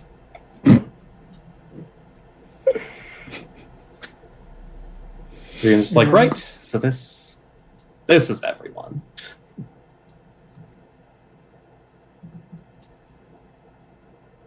As Phee sits at the table, clocks the drink that Vivien has ordered for them, gives a little nod of appreciation, and will say, without much preamble, so what's the buy-in tonight?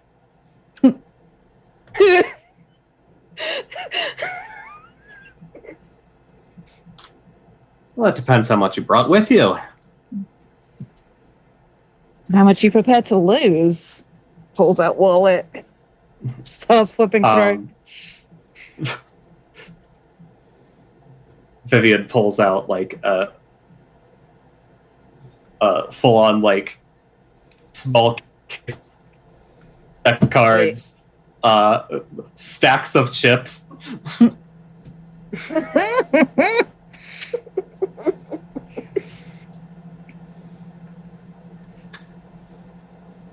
We have time for a couple of hands before they come back around for orders.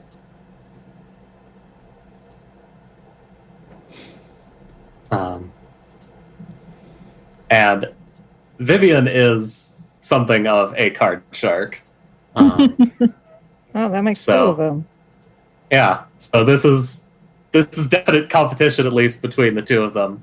I suppose it is a question of how much they want to intentionally lose to not discourage anyone else. It's sort of, I think also they're interested in chatting to Parker, who they haven't met before. I think that makes sense. And August, you can tell me if I'm right or wrong on this, because I feel like you players and the people listening at home have clocked into Fee's vibe. Parker's very genuine, right? Like, he tends to say what he's thinking. Yeah.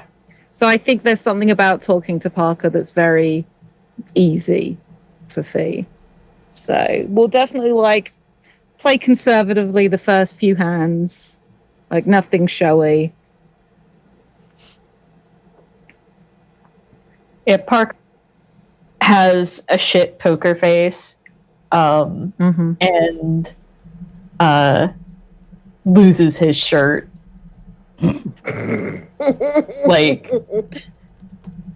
but is a good sport about it.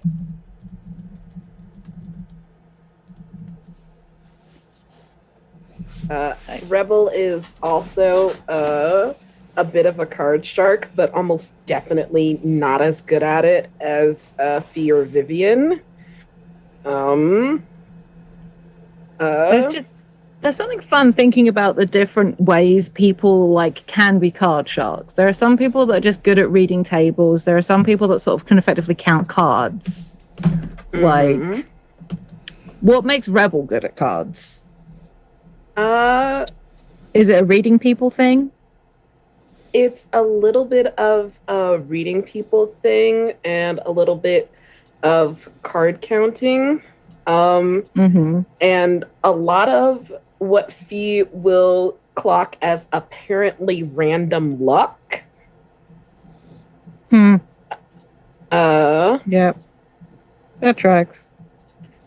Is it known who Rebel is effectively, whose Rebel's deity is? It's one of those things where Rebel doesn't hide it, but Rebel's also not telling it to all and sundry either. It's you see the person with the undercut and the cool jacket and the stompy boots, and you're probably queer, but but you have the deity version of that. It's probably follows a chaos god. Pretty much. And, that is, in fact, Rebel's alignment. chaotic queer.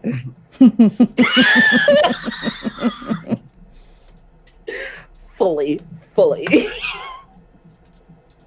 Yeah, and what's just because I'm getting a vibe of what this table is, I want to ask Talanor too, because Parker should at no poker face, can't bluff. He's just happy to be here. What's Vivien's card shark style? Very much reading people. Extremely good at bluffing. That's their main strength. And also, if Rebel's chaos luck manifests as anything close to cheating, Vivien will cheat worse. No, Rebel won't cheat in this particular game. Rebel might not cheat. Does Gibber cheat? Yes, Gibber cheats. Of course, Gibber cheats. Well, that's my point. Do you find like appropriate cards in your hand that you shouldn't have?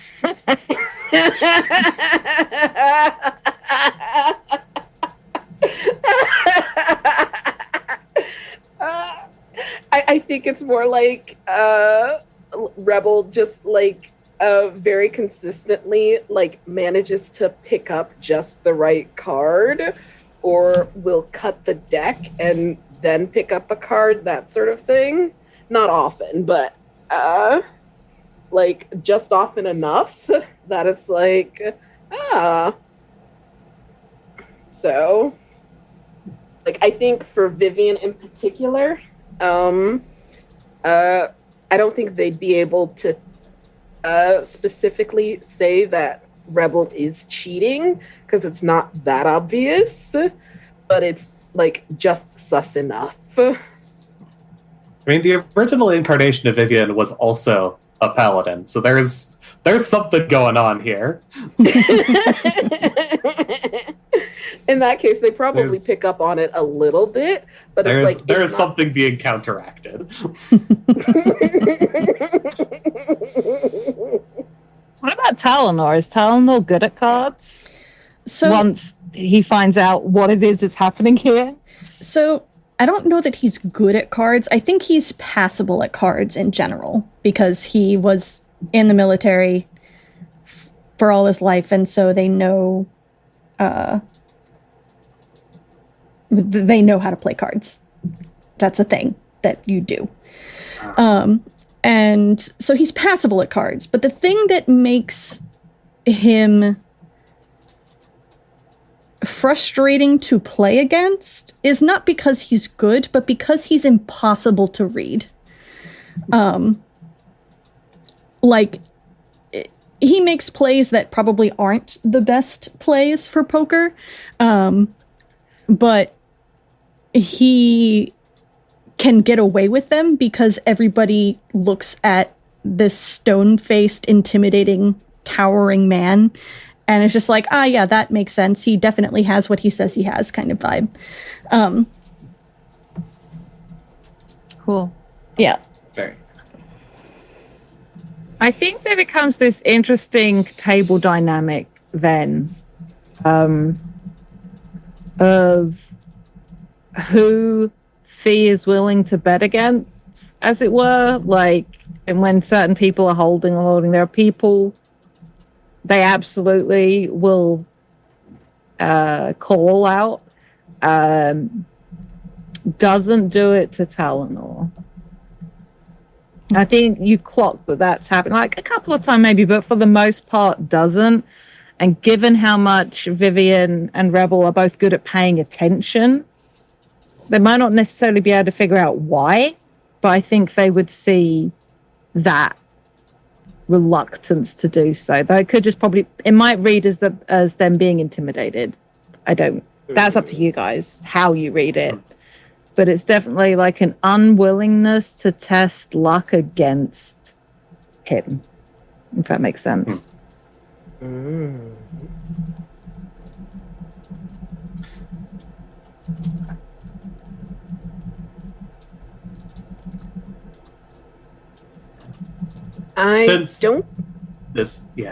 Sorry.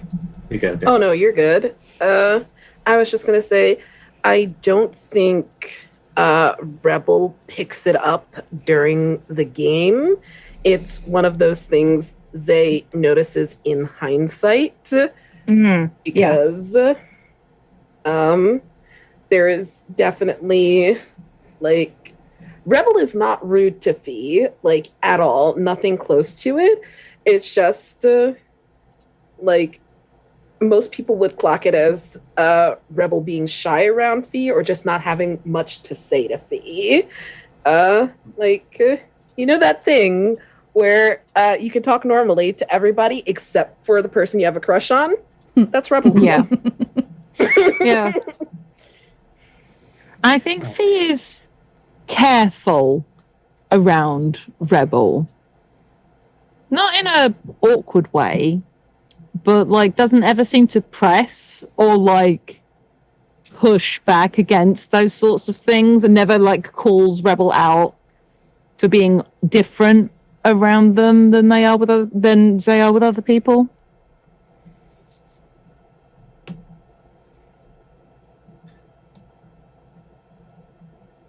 This is such a fascinating table we've created. I love it. I do want to do a little bit of the actual conversation because this should at some point relate to the challenge. Of course.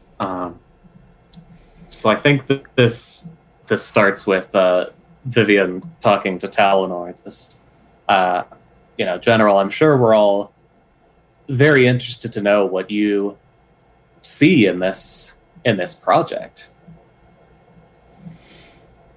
I mean, you're one of our primary backers.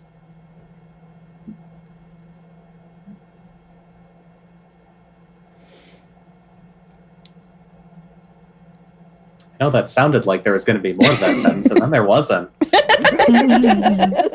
Been there. I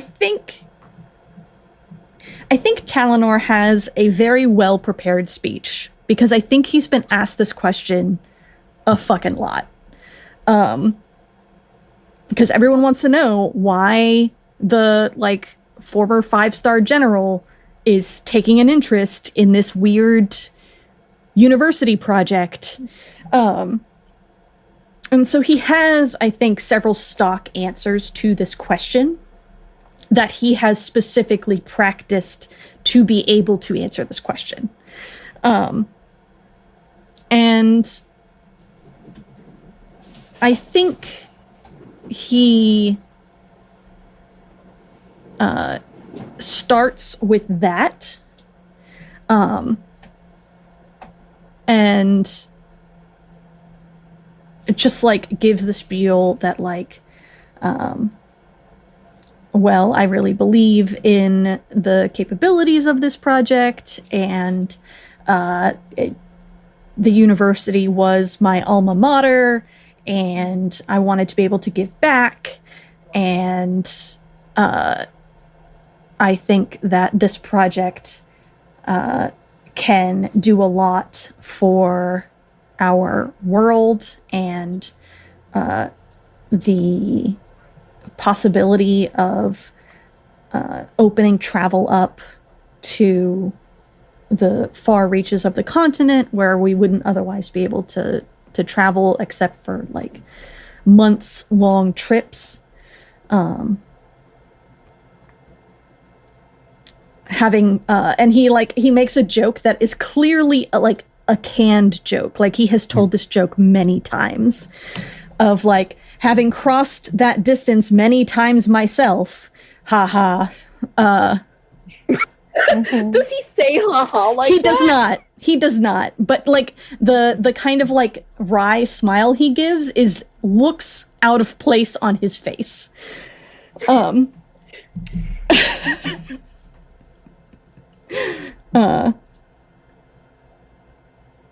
Rebel genuinely laughs at the joke, is genuinely tickled by this joke.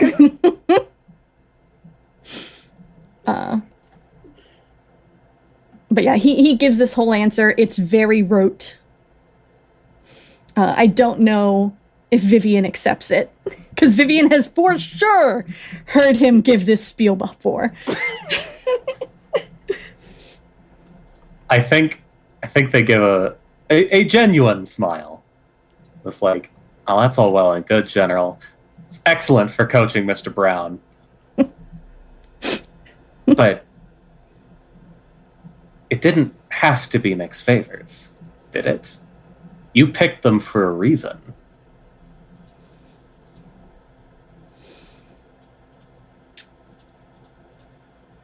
He looks vaguely uncomfortable, but like schools his expression. And he says,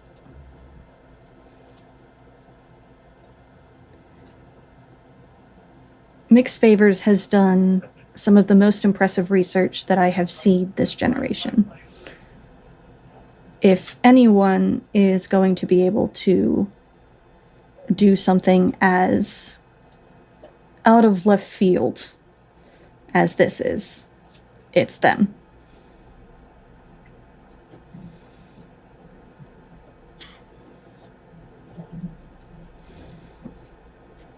I think at this point, it's this point that Parker kind of pipes up and is like, weren't they the one that caused the Manila incident? I thought I read about that on the news. Yeah, no, that was them. Wow. Okay. It's a little more complicated than that. They'd be the first to give you a really long-winded explanation about what happened, but I think they know.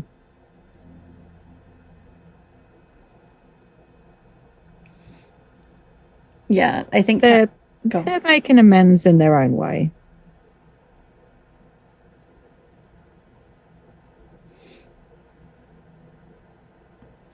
I think Talanor kind of nods at that, and says, I try not to make a habit out of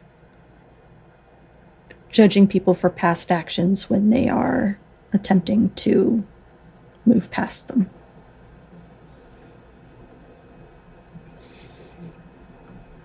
Rebel chimes in here.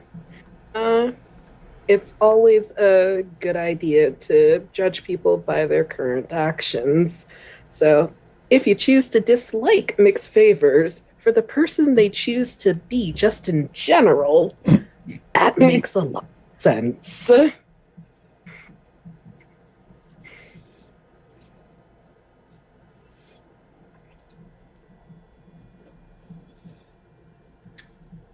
And then Rebel looks at the margarita and very deliberately pushes it away. I think I've had enough. No, Professor Favors is brilliant. I just have the personality of fucking spoiled milk.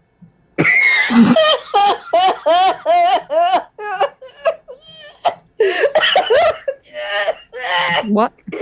Like, useful in its way, but you don't want to have it just as is. Like, I mean, that's how you get cheese, right? Like, yogurt. Good stuff can come from spoiled milk. I'm just not looking to put it in my coffee.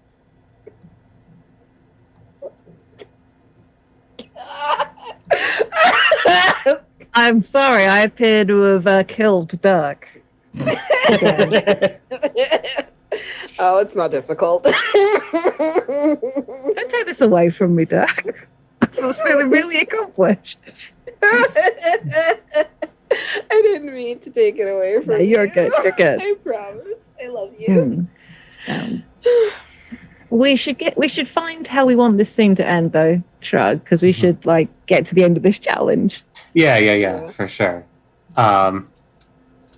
I think we should extrapolate some of this. Sure. But in the end, I think Vivien does steer this in the direction of, Marius is brilliant, but they're not the person to be talking, bringing the vibes that these mushrooms need. but something is happening with Phee, and I think they're trying to press Phee a little bit on what they've managed to accomplish. They don't need to know the details, but Vivien wants to understand what Phee thinks they've gotten themselves into. I think how Phee puts it, and is going to use Erwin as an example, is just going to point out, like, we all know that the mushrooms are sentient. And for all that Marius is trying to sort of bully the formula into behaving, it needs to be a two-way thing. It can't just be... The conduit can't just flow one way.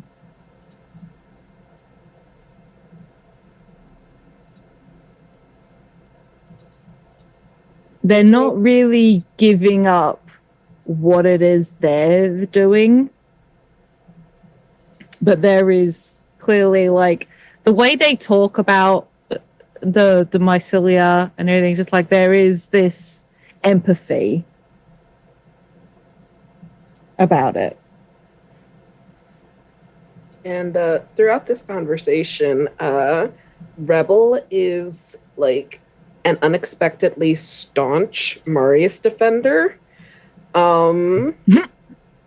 Very much like in the camp of like Marius is one of the right people to be involved with this.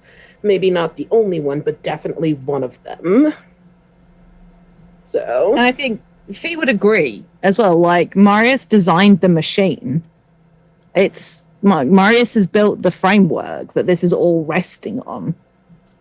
Yeah, Like- even Vivien isn't trying to, denounce Marius's,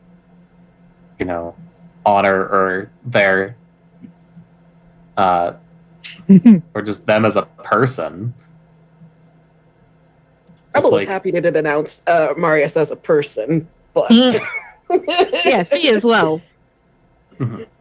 Like, I want to put out, Phee works for Marius in this project, and like anyone that's had to deal with like a supervisor or a manager who wants things done a very specific way at all times, Marius could be the nicest person in the world, and the fact that Marius Phee is still their employee, so would have shit to say.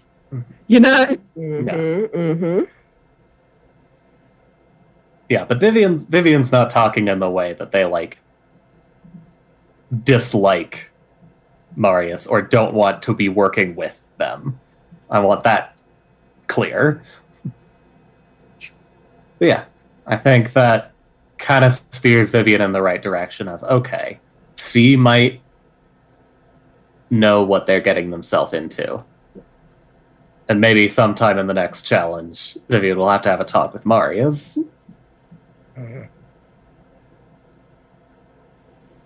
But I hey, think that's a good Saint. place to call scene. We got a very excellent look at these characters. Mm-hmm. Yeah. So now we need to resolve this challenge. Yep. After every player has made one scene for the challenge, we see if the fellowship succeeded or failed. We'll draw stones. In this case, we'll play around with emojis and fake dice. And we'll determine the outcome and narrate the results. Sometimes the outcome will surprise us, but even when it's not what we wanted or expected, it's our job to explain it. Interpreting those unexpected results can push the story in exciting new directions we wouldn't have thought of on our own. So, first, we start with no stones in our pool, no emoji in our pool. We add one white and one red. I've got our stuff here. Anonymous Goose. Then each player has 2 redstones. If your main character is unhappy about the path the Fellowship has taken, hold 1 redstone. If your main character actually wants the quest to fail, hold 2 redstones. Otherwise, hold no stones. Decide secretly, then reveal simultaneously. Add them to the pool. If you put in any stones, briefly explain why. So what we're going to do is we're going to type out emoji, red circles for redstones. And if you're not putting in any stones, just put 0. And once we've all decided, we'll reveal simultaneously. And I'm just putting a spacer there. Has everybody decided? Yep. Yep. Schrag? Yes. All right. 3, 2, 1, reveal. All Wow. right. Hell yeah. Hell No yeah. No stones. red stones. No red stones. Awesome. Each player takes 1 white and 1 red. As a player, do you think the Fellowship did what was necessary to succeed at the challenge? Hold white if yes, red if no. So now we're going to use white or red.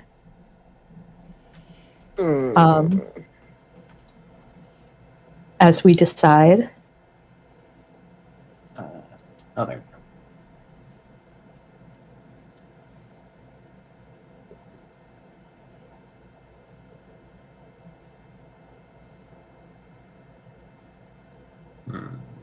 Have we all decided? Yes. Yep. Yeah. Yeah. All right. 3, 2, 1, reveal. All right. Mm-hmm. At the center. we have 4 white stones and 1 red stone. So, Dirk, please explain why you put a red stone in.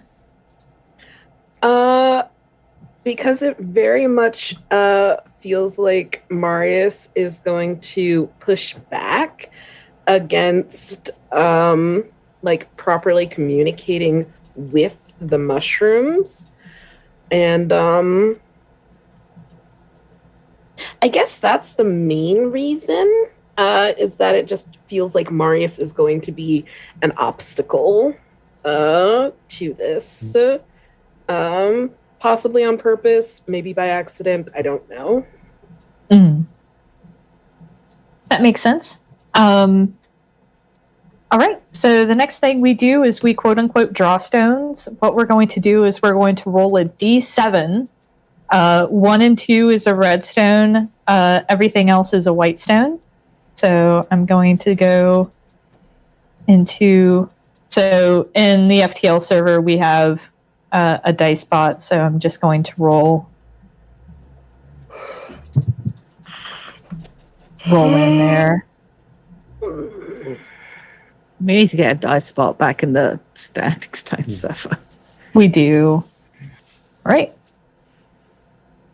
We rolled a 3, so it's a white stone.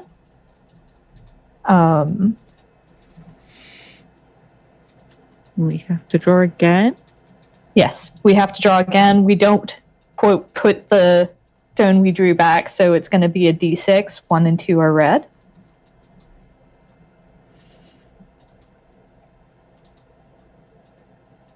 And the result was 4, so it's a white stone. Hey. And we now interpret... we interpret the outcome, and since it's white, we win the challenge. Woo. As a group, we describe the outcome of our challenge to match the results of our draw. None of this. We didn't lose anyone. Yeah. Nor was there any sort of betrayal or anything.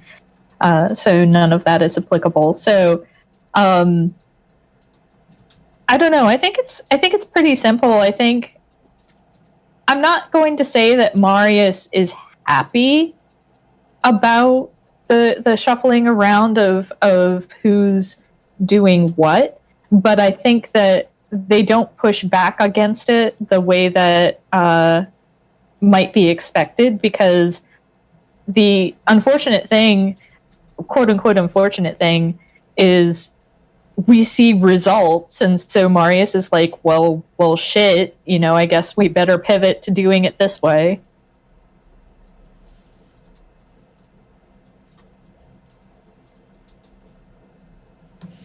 If anybody has any other thoughts or would like to disagree, please feel free.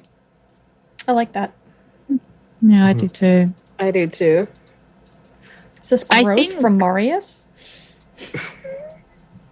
I don't know that it's necessarily growth, because it's one of those things where they're here to get results. If this gets results, then they'll go with it. Mm-hmm. Yeah, and I think it is this, we've overcome this barrier. It's sort of like we're able to now get the juice flowing, as it were. And I love the visual, like a day or two into this sort of change in approach, like the mushroom habitat is flourishing. There's like new growth, new colors, and it's sort of like that recognition. It's sort of like reflective of how both sides of this are flourishing.